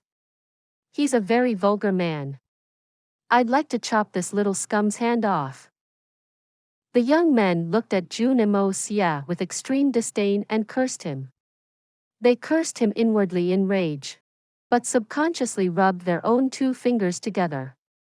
They were then lost in the infinite reverie, thinking, how nice it would be if they could feel such a sensation. One of Tianxiang City's two beauties' fragrant butt. Soon they were overcome with pleasure. They moved their own fingers to their noses to take a sniff. Ah, such a wonderful and fragrant smell. Princess Ling Meng was seated many tables away. She didn't know what to think. Her pretty face turned red as she felt a strange itch on her own butt. She snorted since felt a vague envy in her heart. Suddenly, everyone started to hear heavy footsteps coming from outside. It was clear that an important personality was approaching the hall. The teachers of the institute, and the patriarchs of the different families, entered, with sage-like but fast, old yet vigorous, earnest yet grave footsteps. The main hall fell silent. One couldn't trifle with such people. Then came the three princes, beaming with happiness. The Golden Scholarly Talent Feast had officially commenced. Various sorts of delicious foods were brought to the hall by an unceasing line of servants. The fabulous smell assailed every nostril. However, even a bold debauchee like Jun Moxie knew not to make a move. It was because the emperor hadn't arrived yet. The most important individual is always the last to make an appearance. Admittedly, Jun Moxie didn't care much for the emperor. However, he didn't desire to stir unnecessary trouble in such eventful times. Then, everyone quickly sat up straight since they suddenly heard heavy footsteps coming from outside. Everyone looked solemn yet respectful as they stretched their necks to see who it was. What they saw was merely a large fat person being escorted by a court eunuch. They recognized the man once he had walked all the way over. It was Tang Yuan. Everyone was shocked at first. And then they burst into laughter. Tang Wanli stood up. His face belied his rage. "You little devil! What insanity are you displaying?" Tang Yuan's face was awash with debilitating fear. He walked as slowly as a zombie, taking his time with each stupefied step he took. His waist was bent low for the most outrageous reason. A chair was stuck to the backside of his body. He was carrying a round chair on his butts. It seemed as if the chair was growing out of his butt. The emperor's questions to Fatty weren't aimed at Jun Moxie. His Highness had thought himself clever and focused on Jun Wuyi alone. But wasn't that the same thing in Fatty Tang's eyes? This matter is fused. This was the only thing which was going through Tang Yuan's mind during his audience with the emperor. He had obeyed the emperor's order to leave, and had gotten up. But he had forgotten to give his salutation since he was beside himself. He started to wobble at once. But his butt was too big, and the chair was too small for him. So, as he stood up, the chair was raised. It had got stuck to his backside. And it remained glued there the entire walk to this hall. But Tang Yuan was so overcome with anxiety that he hadn't noticed the chair, or its weight. In fact, he hadn't become aware of it until that very moment. He came back to himself after he heard everyone's laughter and his grandfather's rebuke. He opened his eyes wider, and realized that he had reached the main hall. He suddenly became teary, like a small child who had been wronged. "Ha ha! Young Master Tang is very talented. His behavior genuinely stands out from the masses. He's such a great guy. He must have feared that he may not find a suitable seat at the palace, so he has brought his own seat. He's outstanding. Meng Haizhou wasn't going to let this opportunity slip. He took the lead and made that comment." His words added oil to everyone's laughter. Tang Wanli's face swelled purple.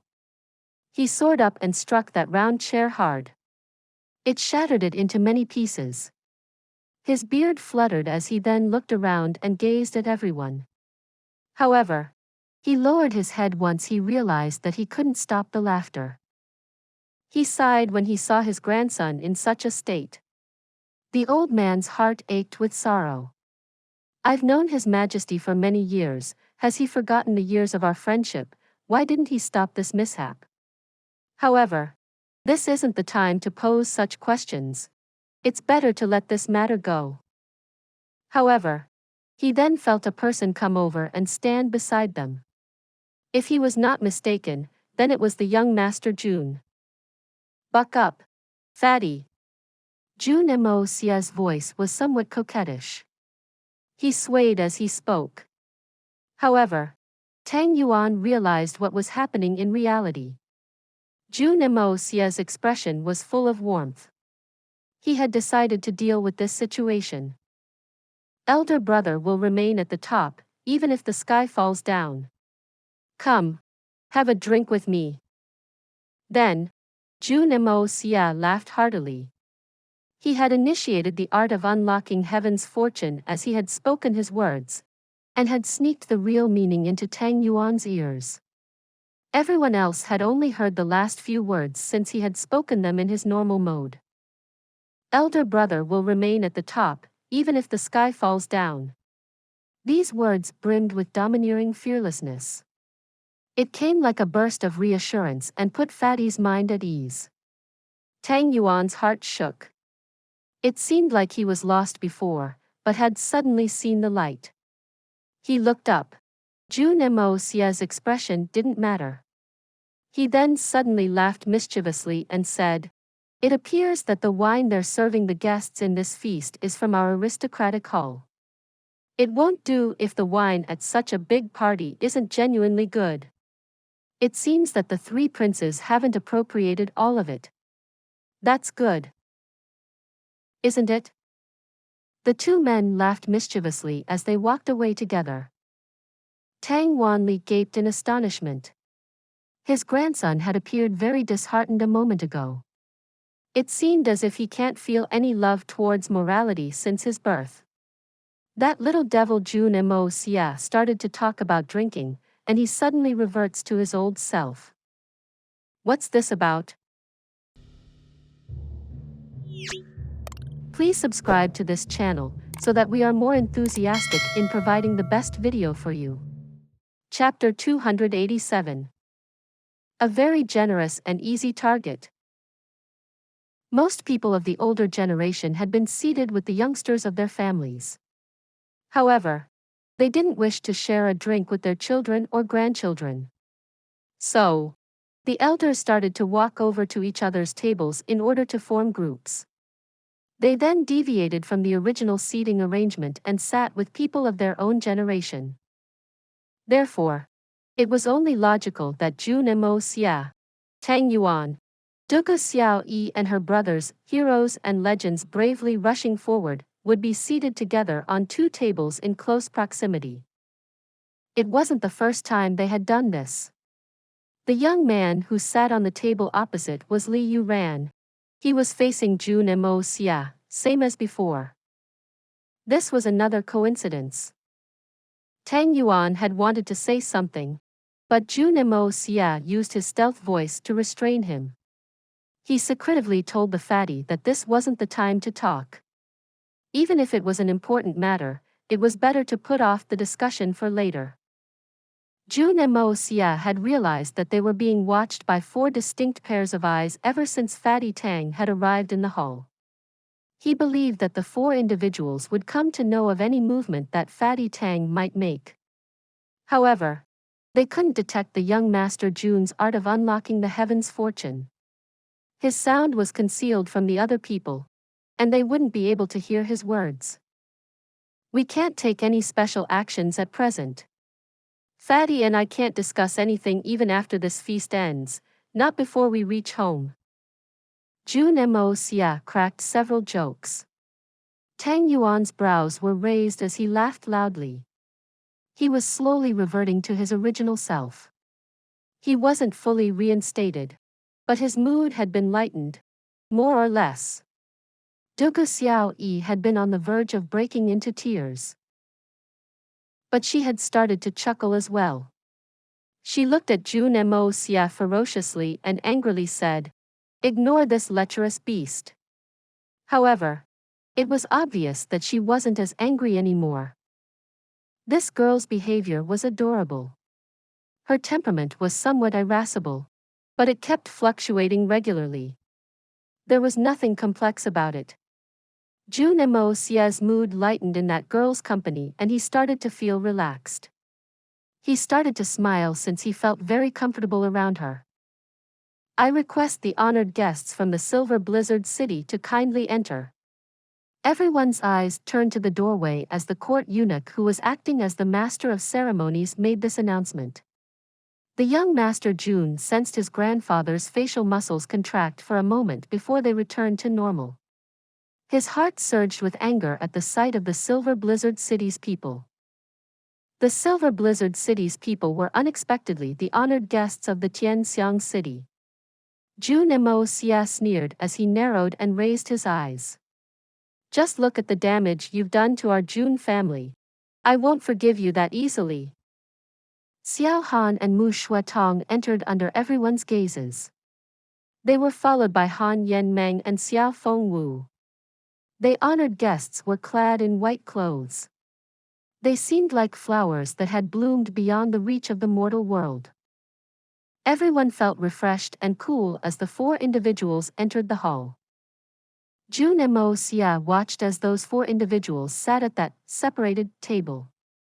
He sneered inwardly. He didn't have any interest in them at that point. But how did that Xiao Fengwu recuperate so much in such a short time? He could distinctly recall the strength he had used the last time he met the youngster. Xiao Fengwu looked a bit unhealthy and pale. But he could walk properly. This was totally baffling. The recovery shouldn't have been this quick. Shouldn't it have taken several days? Suddenly, he became conscious that the Hongjun pagoda had started to rotate again. This made Jun Moxie very happy. This feeling was somewhat similar to the time when he had fought and grabbed the strange jade pendant from the sixth elder. However, that feeling was much stronger now. Jun Moxie's mind started to race. Is it possible, the last time I fought and retrieved that treasure, has another one appeared? Jun Moxie pondered. He couldn't help but feel that he had come upon a treasure that was ripe for looting. He couldn't help as his spirits rose. The moment we're out of the door, this elder brother will play a robber. It's a pity that such a mysterious thing is getting wasted on that brat. Indeed, these people have been generous targets. They've delivered me such treasures, not once, but twice. He lifted his gaze and saw Han Yanmeng pull a face at him. Jun Moxie observed the movement of her lips, and quickly understood the meaning behind her actions. His skills had made it easy for him to understand the movement of her lips. Obedient nephew, your aunt is here. This girl lacks class. But I'll teach you. This girl dares to pretend to be from an older generation. The young Master Jun lazily turned his head away. His Majesty, the Emperor has arrived. The court eunuch's sound resounded loudly. The Emperor had finally showed up. Jun Moxie cursed from the pit of his stomach. Bullshit. The food is getting cold. Several cliched formalities followed, and the golden scholarly talent feast commenced at last. Jun Moxie interpreted things in his own way, and naturally, started to eat. However, those hard-working and capable gifted scholars behaved rather properly, and hadn't yet made a move. His Majesty eventually declared, the high-ranking individuals may continue as they wish. Jun Moxie started to gorge himself with great speed after he heard this line. Most people waited on the sidelines and hesitated, but he had devoured half a bear into his belly. Can't you be a bit civilized? You're eating like a maniac while the others haven't even started. Duguing smiled as he looked at Jun Moxie with disdain and positioned his hand midair. He was a son of the Dugu household. His skin wasn't thin. However, the young Master Jun's skin was thicker than a corner of the city walls. A few people had decided to look for the yellow and greasy sweet-smelling bear paw, only to find that it was resting inside Jun Moxie's mouth by the time they stretched their hands to retrieve it. In fact, more than half of the dish had landed in his belly by then. His speed was incredible. This action as well as the speed at which he devoured the food was near impossible for the youngsters from the various families to imagine. You may hail from the military families of Jun or Dugu, but this is the Golden Scholarly Talent Feast. It is a known fact that you don't care for appearances, but you should try to behave a bit reserved in such a situation. Doesn't each family in this hall have enough to eat and drink? However, this caused the Dugu brothers to start, albeit in Jun Moxie's steps. However, the unwritten rules of civility were destined to be doomed when it came to the young Master Jun. He could go 3 full days without any food or water in his previous life, and still have enough stamina and focus to complete his mission. Conversely, he could eat 3 days' worth of food in one sitting. Moreover, he was on a mission to showcase debauchee self. And it was only logical to expect such a behavior from a debauchee. Therefore, he continued to chew spiritedly. Civilized? How much is that worth in silvers? Jun Moxie snorted and smiled. He reached out with his hand towards the center of the table.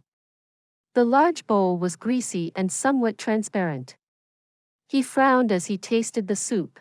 This isn't cooked properly, didn't they taste this? Jun Moxie could obviously judge the soup's taste. This was a tiger pen asterisk S soup. But it needed some more work. Tang Yuan lifted his bowl to his mouth as well. The 7 heroes and legends bravely rushing forwards were shocked at the sight, and their eyes turned round. Their eyes bulged so much that it seemed as if they'd burst. Fatty hadn't even used a chopstick. The adjoining seats hadn't even picked their chopsticks. But the best thing on their table was gone. Unexpectedly, that cheap and fat youngster was ranting nonsense as he ate. "We're from the military, so how can you eat that fast? Is your throat a well or what? Dang! Such speed! How on earth aren't you choking on it?" the 7 brothers cursed in unison. "What soup is this? Why did you snatch all of it?" Dugu Xiaoyi's big eyes turned into crescent moons with happiness. "Brother Moxie has only left 1 bowl on a table of 10 people. What does it mean? What does it represent?" The little girl felt quite satisfied as she brought the bowl to her mouth and softly sipped a mouthful of the soup. The smell was somewhat fishy. Then, a radish-shaped lump entered her mouth. She chewed on it and realized that the more she chewed, the more fragrant it became. "It's the forehead." Jun Moxie was startled. He then stretched his hand, grabbed a crab dish, and placed it in front of Dugu Xiaoyi. "Try this too." The 7 brothers were quite shocked at manner in which this scene had unfolded. However, they wanted to eat fast and deftly compete with Fatty Tang. Jun Moxie craned his neck and saw Fatty. No sort of civility could prevent Fatty Tang from ignoring such delicacies. He was a great connoisseur of food. The 7 Dugu brothers were military brats. But watching him eat with such a speed made them slap their heads. Momentarily, an entirely different scene was created on their table. And then it turned into a bit of a riot. The center of the table had been full of dishes a moment ago. However, it was suddenly empty. Everyone had used their hands to prop up the table, and had embraced as many dishes as they could. Each one of them looked alert and ready to gobble up the food. Then, they suddenly realized that they couldn't hear a single sound around them. This confused them, and they raised their heads to look. Everyone else was watching their table in silence. Everyone was startled, and their eyes were wide open. Their faces were full of astonishment. The people on the other tables hadn't even started yet, but this table had been emptied. Dugu Zongheng, Jun Zhantian and Tang Wanli were extremely shocked. They had thick skins, but they had turned red. The 3 old men exchanged meaningful looks in embarrassment. "Elder Jun, I'm convinced that the 3rd young master is from your lineage. It's like a tradition, he may not have ascended yet, but I can see that he has a small trait of your family." Murong family's patriarch, Murong Fengyun, spoke as he shook his head. His expression was somewhat serious. His words seemed to be of praise and derision. They were thought-provoking. "You know it well." Grandpa Jun gave him a quick and harsh glance. The few old men beside them were unwilling to intervene. "How can you be sure, Brother Murong? Take a look yourself." Murong Fengyun pointed towards Jun Moxie. His hands and the mouth were busy. "This brat's shameless appearance is very similar to yours, in the old days. This old man would be blind if he didn't see it." The entire room burst out with laughter. The corners of the emperor's mouth drew upwards as he coughed in order to retrain himself. Nevertheless, the fact was that a few youngsters had acted on their own and had disrupted the feast. He picked up the wine without any prior indication and raised a toast to everyone. The entire hall then stood up and conveyed their thanks. The Tianxiang Empire's premier man had led the way and drunk his wine. The feast had begun. Every gifted scholar on the scene was in a competition with their counterparts. The civil and military officers were the judge of this contest. The wonderful event had begun. Please subscribe to this channel so that we are more enthusiastic in providing the best video for you. Chapter 288. You're very lucky. The sounds of 2 coughs were heard. Then, the old and decrepit teacher of the Wenxing Heavenly Literature Institute, Jie, stood up. His body seemed to be trembling under the effect of those coughs. He faced the emperor and cupped his hands in salute. Then, he turned around and greeted the rest of the crowd in the same manner. Your Majesty, respected seniors, this golden scholarly talent feast is the finest arrangement this humble man had ever seen. This old man sincerely wishes His Majesty and his lineage the best of fortunes on behalf of the Wenxing Heavenly Literature Institute. May the heavens watch over His Majesty and my Tianxiang. May the people of the nation always prosper. May the military sweep over the entire continent and unify the land under Tianxiang's banners. May the entire land prosper under His Majesty's grace. We thank His Majesty's vast and unbounded benevolence to rise above the norms of imperial examination and allow scholars like myself to prosper. He had drawn a long breath to speak this entire passage in one shot. However, it sounded like it was only the beginning of his speech. He was about to get to the main topic of his speech, when a grumbling voice was heard. How can you eat so much at such a majestic imperial feast? Fatty. I understand that you have a big belly. But you have to realize that there are more people around. You finished an entire table worth of food on your own in such a short period of time. The sound of this voice was very low. In fact, it had seemed as if the speaker had deliberately lowered his volume. However, the entire hall had solemnly silenced to listen to Jie's speech. There was pin-drop silence in the hall. Therefore, everyone heard these remarks rather clearly. And their faces started to reveal a queer complexion. The speaker was none other than Jun Moxie. The young Master Jun had his heart set on disrupting matters. He obviously wouldn't have allowed this opportunity to pass by. As far as the accused was concerned, Tang Yuan merely gazed back at him with a stupefied yet innocent expression on his face. He held half a crab in his hand. Who eats more amongst the 2 of us, elder brother? That's obviously me. I do eat a lot. But did I touch your half of the dish? So, why would you accuse me? Jie was in the middle of delivering a very moving speech. However, he was suddenly interrupted.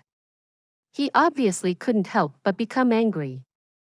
Moreover, the disturbance had been caused by an utterly shameless person, and for an utterly shameless reason. His lips started to tremble in anger as he turned. However, another gong-like voice sounded. It had a disdainful tone to it. I've seen shameless people, but I've never seen someone this shameless. The person who tries to devour the best dishes by himself has the nerve to falsely accuse the others. What's happened to people? This voice belonged to Du Guing. Du Guing had been fighting over the bear paw from the beginning. Hence, he was obviously very angry.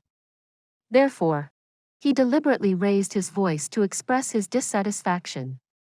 However, he was far more robust than the young Master Jun.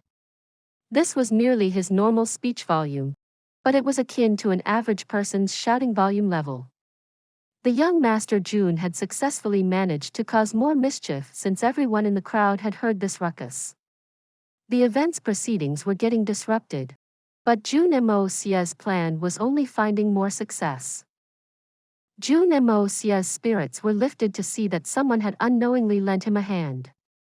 He twitched his mouth. And now I can't eat fast. Ha! Nonsense. Your family has brought more people than any other family. Your family must suffer to feed those hungry mouths of yours. They must have gone bankrupt. And now you sit your plump butts on this table. I reckon I wouldn't even be able to taste the soup if I didn't eat quickly enough. Tang Yuan stood up to resolve the dispute. Third young master, his reaction is understandable. You see, he knows he doesn't have to pay for this food. Even the emperor was unable to restrain his laughter as he heard these words. He issued a strange, pfff sound as he muffled the sound of his laughter. The faces of the other old men in the hall revealed strange smiling expressions as they attempted to restrain their laughter. However, Du Guing stared at the fatty. It seemed as if he'd eat Tang Yuan whole. The solemnly silent hall was suddenly overcome with pfff sounds as everyone clutched their mouths to muffle their laughter. Old man Mei Gao Jia had started to tremble with anger. He was about to speak up when a peculiar voice mocked. The Jun family is genuinely very arrogant.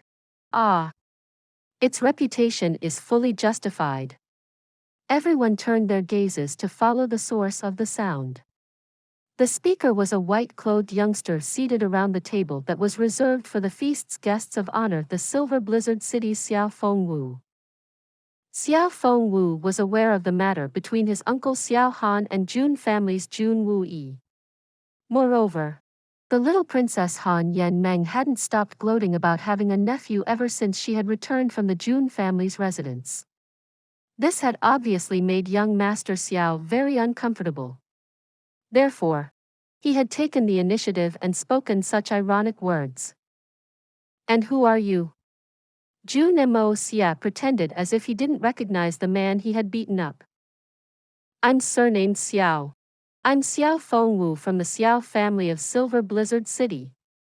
Xiao Fengwu eyebrows shot up. He pulled out a folding fan from his bosom and started to sway it in a confident and easy manner. That's a good name. Li Yuran was quick to speak up. Elder brother Xiao has a very refined name. It feels like a breath of fresh air. The enemy's enemy is a friend.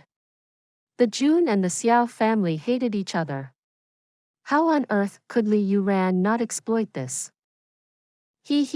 Now that you've mentioned it, there's a short story behind the origin of my name. Xiao Fengwu was feeling awfully pleased with himself. Li Yuran had scratched his itch. Therefore, he started to explain. My mother had a dream one evening before I was to be born. In the dream she saw a beautiful phoenix in the sky. The phoenix landed on a parasol tree. Therefore, she named me Fengwu. Your name is indeed bestowed by the heavens. Li Yuran applauded. There was a look of admiration on his face. Ha ha! Jun Moxie burst into laughter. Why are you laughing?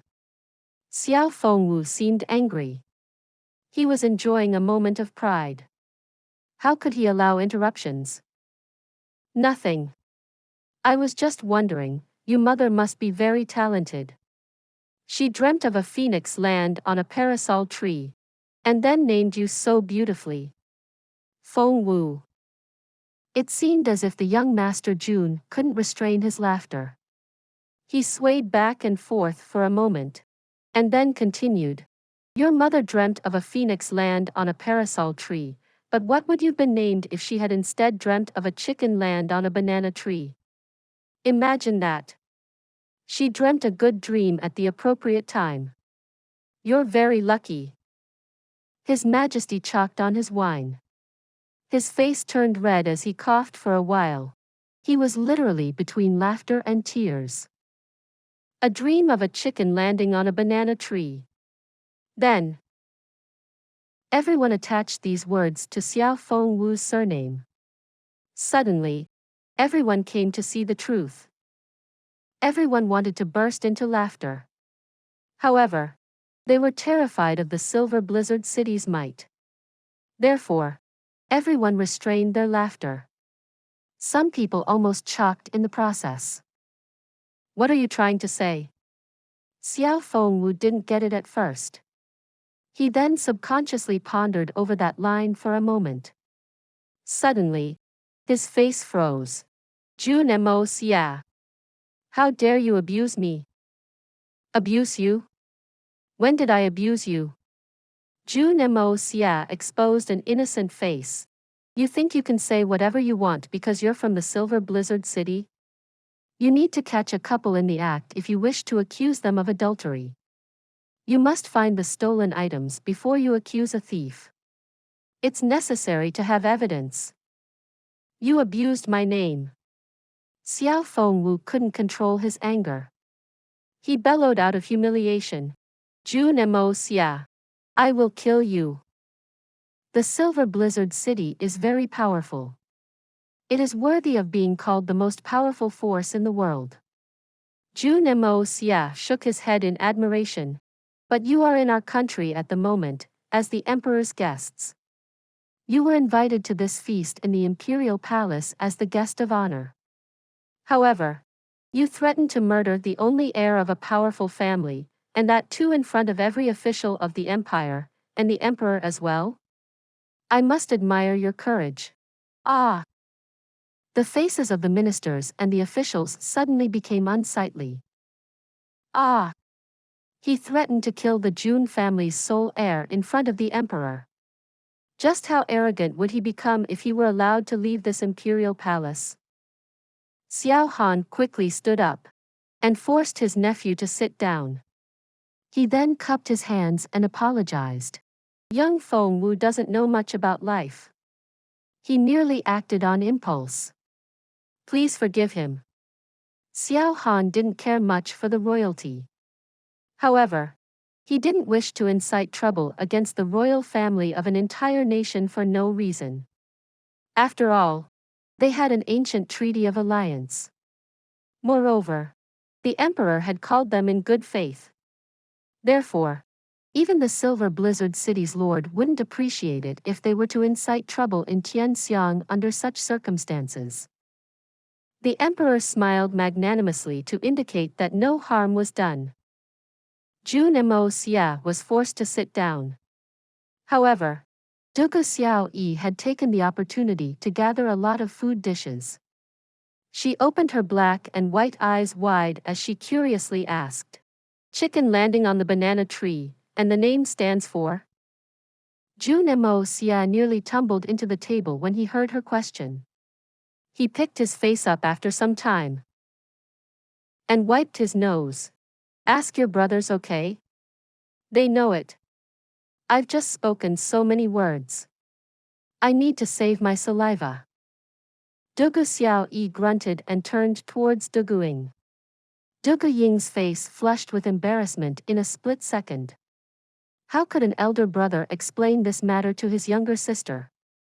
He fiercely looked at Jun Moxie as he refused to answer her question. Dugu Xiaoyi wasn't satisfied. So, she pouted her mouth and started to throw tantrums. The 7 Dugu brothers were left perplexed at the awkwardness of the situation. The atmosphere in the imperial hall had become somewhat awkward. Therefore, the other teacher of the institute, Kong Lingyang, stood and spoke. The young masters of the major families battled it out with the disciples of our Wenxing Heavenly Literature Institute the last year. Our Wenxing Heavenly Literature Institute won, but only by fluke. But Grand Preceptor Li's grandson, the young Master Li, remained unbeaten and excessively impressive. There are many disciples today who wish to consult with young Master Li. Would he be interested? Everyone's spirits started to rise. This was the highlight of the event. The Wenxing Heavenly Literature Institute's disciples had carried a strange gleam in their eyes since the moment they had entered the hall.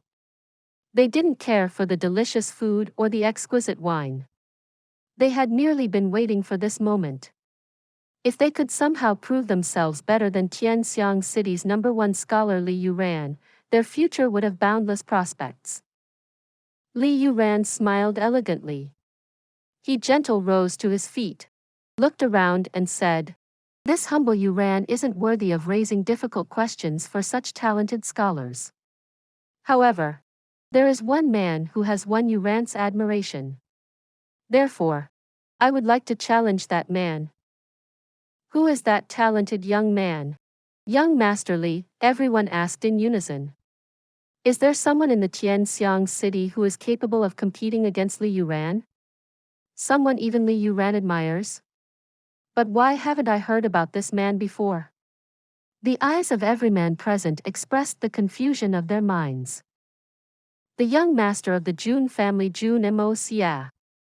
Li Yuran solemnly stated and pointed towards Jun Moxie in order to point out his target clearly.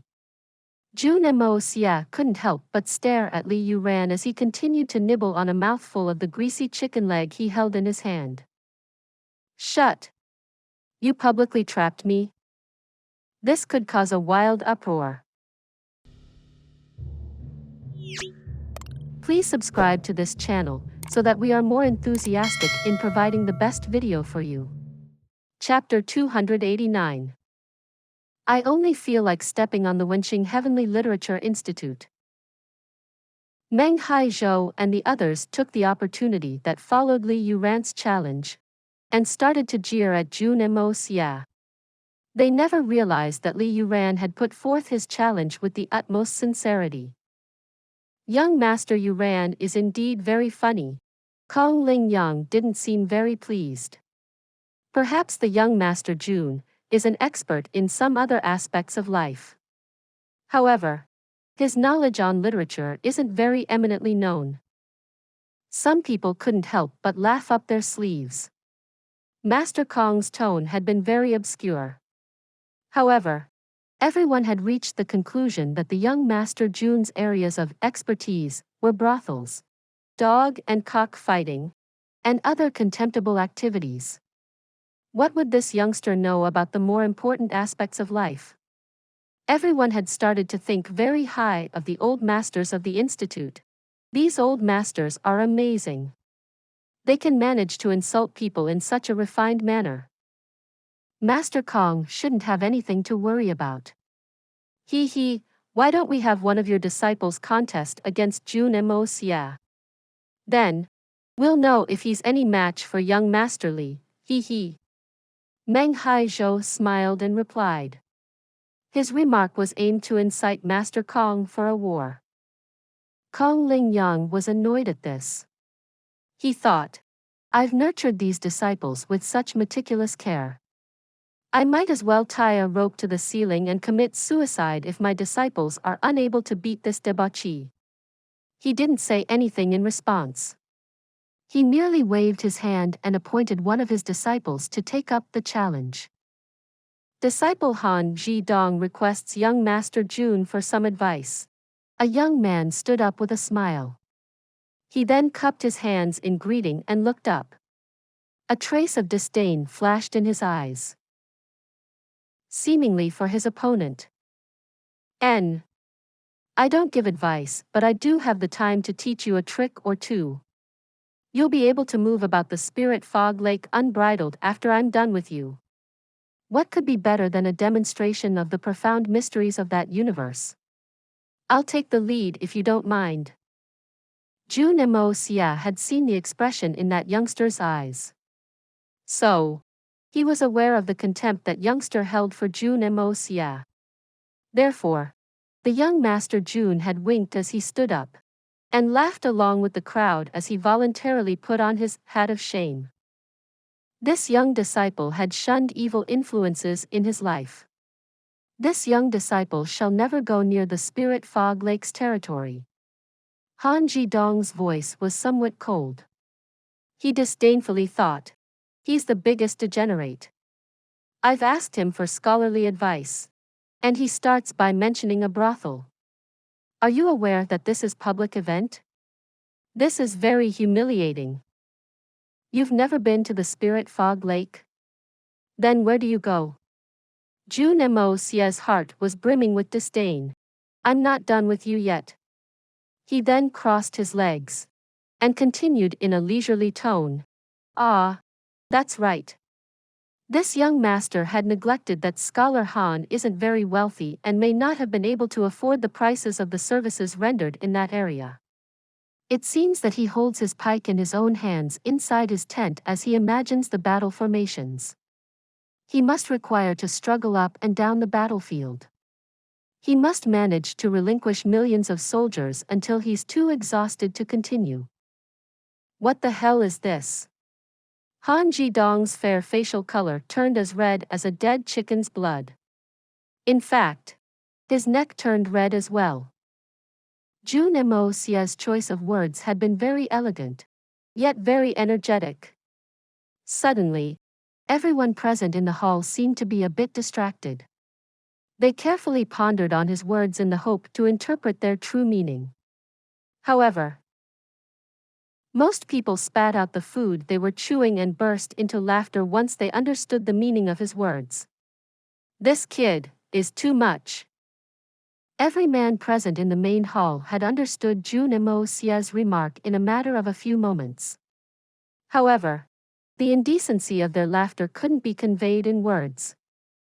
Princess Ling Meng, Dugu Xiao Yi, Han Yen Meng and the other ladies of note looked on with an amazed expression in their eyes. They couldn't understand the crowd's reaction. They could distinctly sense that this matter wasn't good. However, they couldn't figure what was wrong with it. Jun Moxie's words seemed to have described a majestic general, but why does it feel weird? Several old men were making gestures at each other with their eyes. However, there were only a few men who were able to laugh out unrestrained without bothering about the consequences. Some even patted their hand on the table, while some others patted their thighs in applause as their eyes closed shut from the intensity of their laughter. Dugu Zongheng's body trembled with laughter as he slapped Tang Wanli on his shoulders. He then whispered, "Old Tang, I just remembered the time when the two of us had just joined the army. We were sent off to the battle at the Heavenly Wolf Mountains. Old Jun was a young captain back then. We had caught sight of you when you had left the camp to fight your glorious battles at dawn." Tang Wanli suddenly turned red with rage. He forgot about Dugu Zongheng's fearsome reputation as he extended and grabbed his sturdy neck. He then roared in a whisper, "You old bastard! Go on. I dare you to say another word." Dugu Zongheng started to cough. He seemed to be laughing as he begged for forgiveness. A few other family heads raised their thumbs in quick succession as they gestured to Tang Wanli. It seemed as if many people had heard that remark. Old man Tang's face flushed red with rage. He stood up panting and tried to exit the hall. However, several other old men got up from their seats in unison and persuaded him to calm down. Dugu Xiao Yi saw that her 7 brothers were laughing with their lips sealed. Their overjoyed faces revealed the merry of their hearts as their shoulders trembled with laughter. She figured that it must have been something awfully funny. So, she couldn't help but ask, "What did that mean? Is it that funny?" The 7 brothers looked at each other in dismay. They realized the awkwardness of the situation and quickly readjusted themselves. They shook their heads in unison as they replied, "It's not funny. How's it funny? It's not funny." Dugu Xiao Yi groaned. She turned her head away in anger. She suddenly felt annoyed at the sight of her brothers and Jun Moxie since they hadn't answered any of her questions today. She secretly recalled Jun Moxie's words and repeated them again to memorize them by heart. "You think I won't find out if you don't tell me? I'll ask mother once I get home. I don't think she'll deny me." Han Jidong took a deep breath. He was aware that this debauchee had gained the upper hand as he said, "This golden scholarly talent feast is being conducted by His Majesty's grace. However, this young disciple is ashamed to be in company of his opponent. To pair this young disciple with young Master Jun for a scholarly advice is the same as the accidental pair of golden chrysanthemums and orange osmanthus. He didn't wait for Jun Moxie's reaction, and continued. Chrysanthemums fragrance. Orchids fragrance. Osmanthus fragrance from the imperial gardens, the fragrance of these fragrant flowers float in the Tianxiang. Their heavenly fragrance floats for 1,000 miles, and 1,000 miles their heavenly fragrance floats. This poetic verse caught everyone's attention. This poetry had sounded simple, but it wasn't. Especially that last part. He had repeatedly used the words heavenly fragrance as a metaphor to bless Tianxiang. Everyone started to rack their brains in search of a comeback in order to display their talent in front of His Majesty. Everyone had nearly forgotten of Jun Moxie's involvement. How could he possibly make a joke out of such a poetic verse? He wouldn't be able to conjure a comeback even if he was given 2 lives to try. Young Master Jun. This young disciple's talent is humble, and knowledge is shallow. This young disciple can only come up with such shallow words. This shouldn't be much of a problem in your eyes? Han Jidong chuckled. He then humbly looked at Jun Moxie with a sincere expression on his face. I hope that young Master Jun will still teach me a thing or two. Everyone would have waited for Jun Moxie to come up with an answer in case this last sentence hadn't been spoken. They would have looked down on him but wouldn't have blamed him for falling short since this poetry was indeed excellent and difficult to counter. After all, no one had considered him to be any match to this young scholar. Moreover, the young scholar would have left a special effect in the hearts of everyone present since his talent was original as well as amazing. However, this last sentence had left everyone sighing. His unreasonable last line had exposed the savagery of his nature, and had lowered his prestige. You've been studying at the Wenxing Heavenly Literature Institute for many years. So what's there to be so proud of about being able to speak a few lines of poetry? This so-called young scholar's future achievements are bound to fall short. The big shots may allow scholars to climb up the ranks of their families. However, they would never promote such a person to the top. What's the guarantee that he won't get rid of us once he gains enough power in the family? Han Jidong was unaware that he had declared the doom of his future political career with that last line he had spoken. Therefore, he stood there with a sense of complacence in his heart. Jun Moxie puckered his brows. Any verses he'd come up with in reply would merely be plagiarized. However, even plagiarizing poetry of such level was beyond his ability. Should I come up with nonsense poetry from my previous life? No, that won't do. This mother-father. Master Kong Ling Yang narrowed his eyes. He seemed pleased with himself. It is okay if young Master Jun can't come up with a poetic verse to match this. The young Master Jun wouldn't lose face because of this matter. Everyone chuckled. This old man doesn't forgive easily. He's just using his usual method. He abuses a person without using abusive words. A burst of vigor rushed inside Jun Moxie's heart. He shouted in a harsh and loud voice. What's so difficult about this? Wasn't that a shitty poem? I will better him and walk all over this Wenxing Heavenly Literature Institute's chump. Several people issued sounds of displeasure. This kid dares too much when he speaks. He's challenged to come up with a rival verse. He's lost his mind. He should think before he talks. Looks like he's going to get a tough lesson from that young disciple. However, Li Yuran and Jun Zhantian's expressions were very different from the rest of the crowd. Li Yuran was convinced he had the talent to come up with a worthy reply. However, he himself had tried, but hadn't been able to so far. However, Jun Moxie had declared that he would reply with a fitting verse. Is he better than me? Grandpa Jun was somewhat anxious. Didn't we agree that he wouldn't make a complete fool of himself? How's he going to beat that?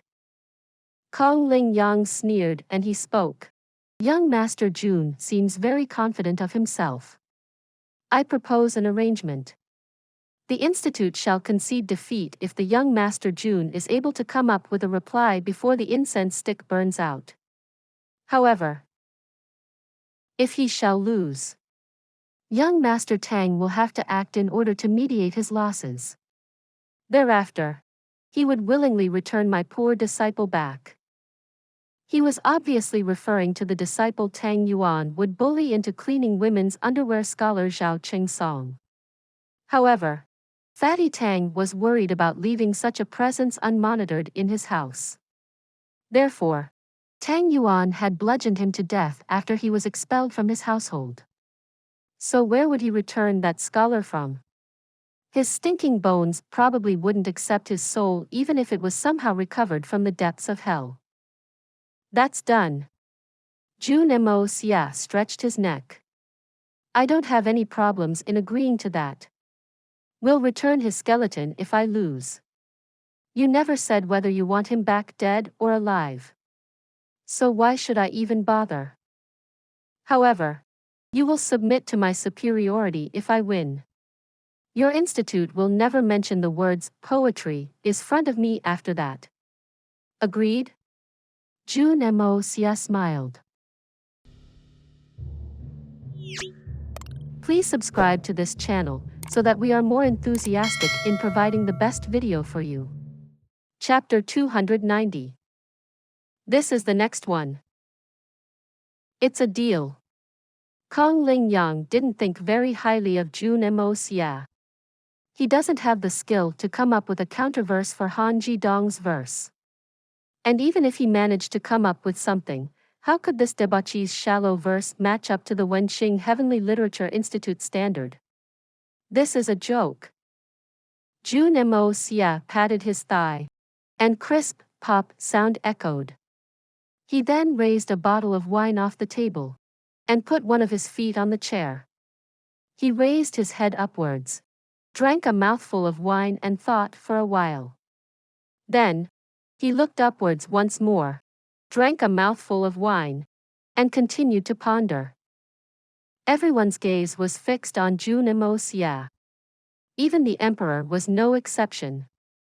There was look of interest and a faint trace of coldness in the emperor's eyes. He would have to reassess the Jun family if Jun Moxie was able to come up with an appropriate counterverse.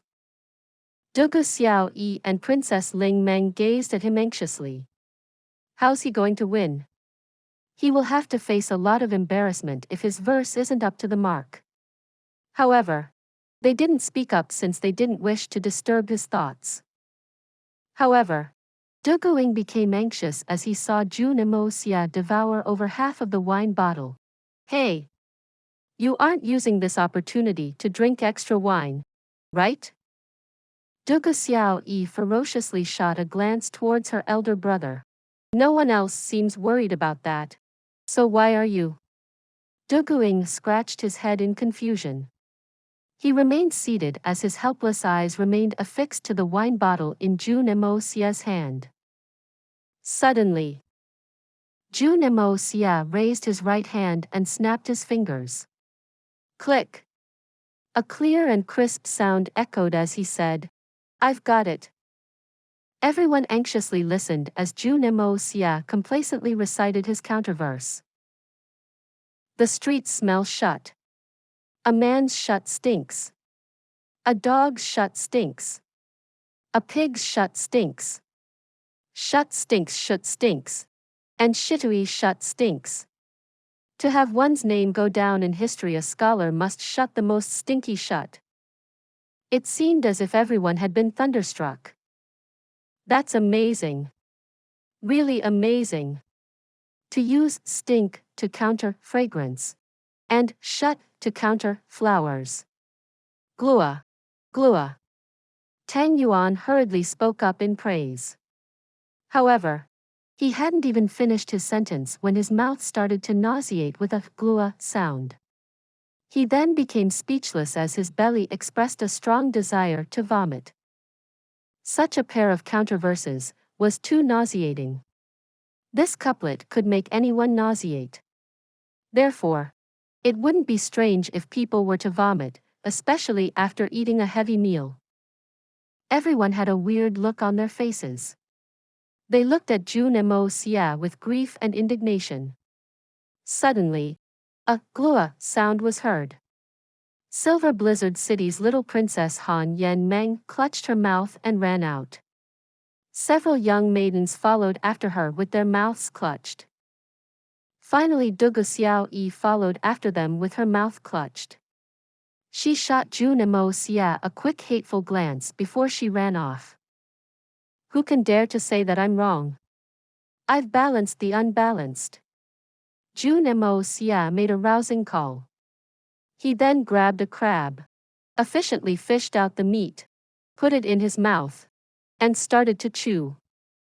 Everyone watched as he started to chew that yellow-colored crab meat. Suddenly, everyone's complexion turned pale as they recalled the counterverse he had just spoken. Everyone was left dumbfounded. This antithetical couplet was indeed a fitting match. Moreover, the counterverse had come as a ruthless abuse that had been aimed at these talented scholars. The phrase, "a scholar must shut the most stinky shut," had left the two old masters trembling in anger. Kong Lingyang and Mei Gao Jia made no comments as far as the metrical aspects of the counterverse was concerned, however. You came up with this counterverse while everyone was eating their meal. Aren't you deliberately trying to make us look bad? Your verse may have been up to the mark, but you've surely killed everyone's appetite. Time to reverse the wheel. Now it's my turn to ask the question. Jun Moxie complacently waved the half the crab that remained in his hand. I recall that I was at my home about a fortnight ago. I was reading poetry, when suddenly, an old friend of my grandfather's showed up. He left a deep impression on me because of his strange name and surname. His surname was He, and name was Shang. He gifted my grandfather a picture he had painted with his own hands. It was a lotus's painting. He consulted my grandfather with a poetic verse before he left. My grandfather has asked several people, but no one has been able to answer it. Dugu Xiaoyi and the other women returned to the hall. Their pale faces and hateful eyes were bitterly glaring at Jun Moxie. In fact, it seemed as if they were itching to bite him. Someone asked out of curiosity before Jun Moxie got a chance to continue. What was the specific verse, third young master Jun? That verse was very simple. It only had 7 words in it. Picture a lotus above a monk's picture. Jun Moxie groaned twice as he tossed this phrase out. He had used his grandfather as a tool to conjure this shady trickery.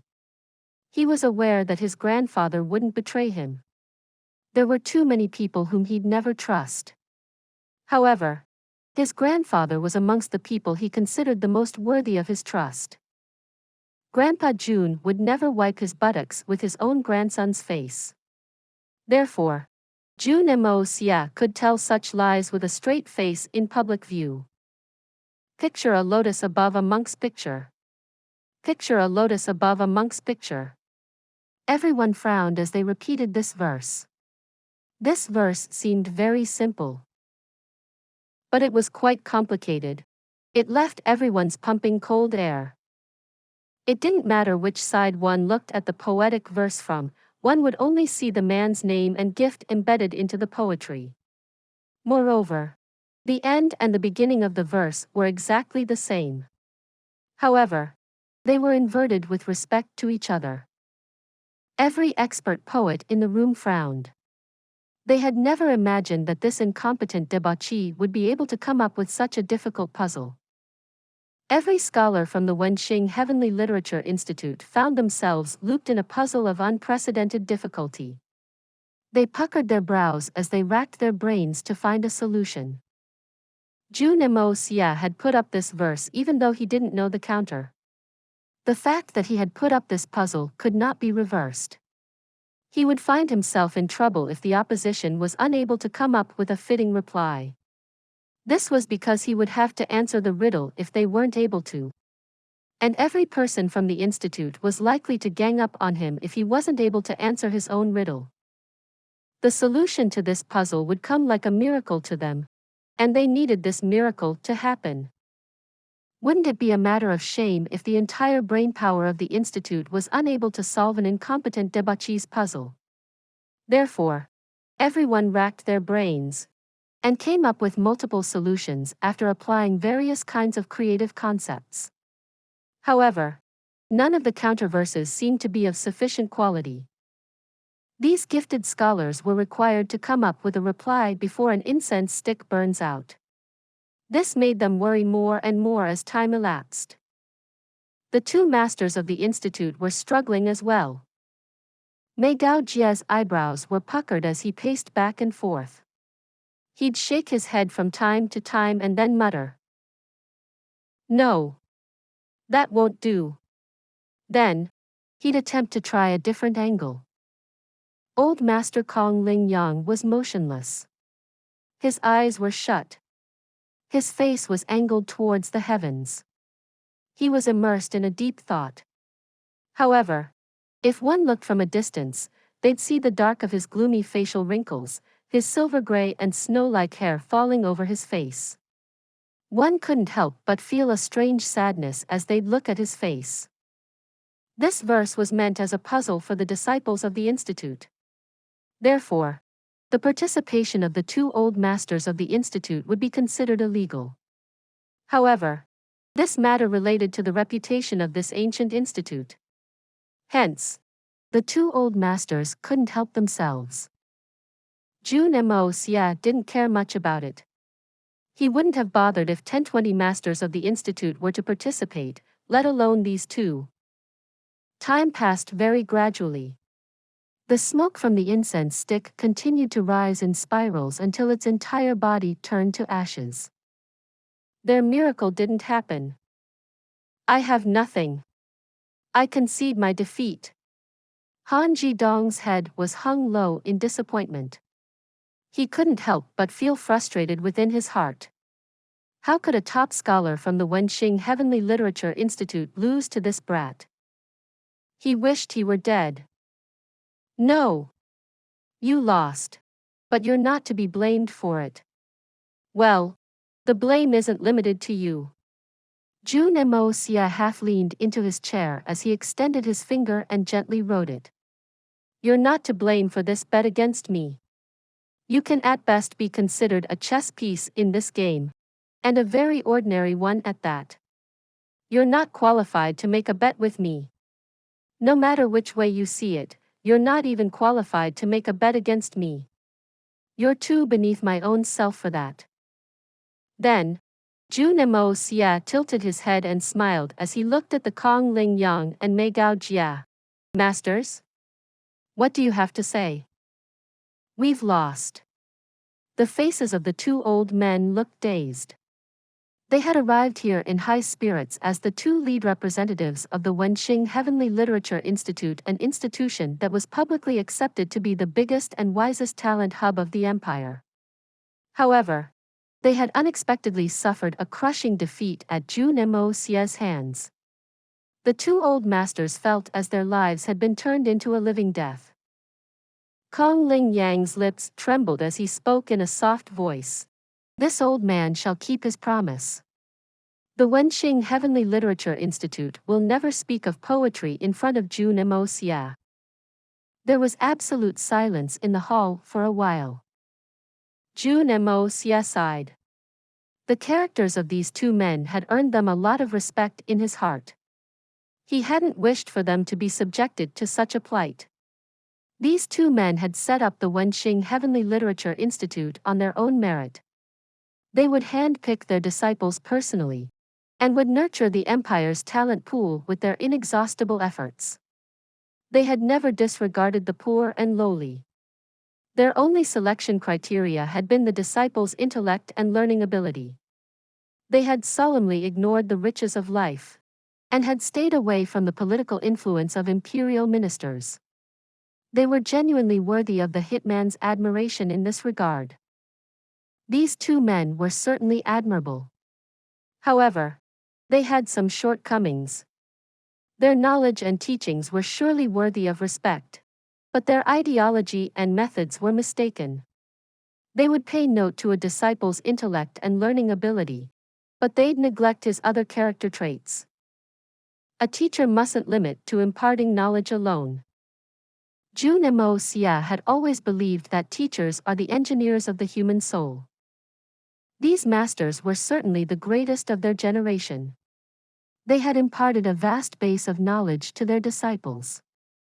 Their disciples were well versed with poetry. They were well versed with strategic ploys. They were well trained to handle important political positions. They were certain to find success in their careers if they were able to put this training to use, and quickly at that. However, the two masters had neglected that their disciples would act selfishly if they weren't good men at heart. Their actions would only revolve around their personal glory, wealth, and profits. As such, they'd make terrible servants to the people of the empire. It was needless to say that these two masters had nurtured thousands of the disciples under theirs and the Wenxing Heavenly Literature Institute's name. Such individuals would be bound to act for their own selfish interests once they were to leave the institute and embark on their bureaucratic journey, regardless of their inherent social wealth or status. Moreover, these disciples were educated at the Wenxing Heavenly Literature Institute, and were likely to acquire top positions in the powerful factions and families. In fact, even the worst of them were bound to make low-level officials, such as clerks or bookkeepers. How much harm could they cause to the society if their characters weren't shaped with appropriate moral education? The damage they could cause was unimaginable. This was the reason why Jun Moxie disapproved of them. In fact, he didn't merely disapprove of them, he despised them. The two old masters were extremely enraged. However, Jun Moxie didn't believe that they had been wronged. Rather, he believed that they had been served well. I'm not a good person. Nor do I care about the sufferings of the people on this land. However, if you bully me like that, I shall not be reluctant to stand in for the heavens' punishment. These worldly matters. Ah! Jun Moxie sighed. Then, the hitman Jun suddenly turned into a champion for a cause. He had started to think very nobly of himself. I shall relieve people of their pains and sufferings no matter which world I live in. I shall emerge when people are in dire need. Well, that situation hadn't arisen yet. This story will be continued to chapter 291. For those of you who are not subscribed yet, please subscribe. The interesting and best stories will be updated. See you again in the next episode.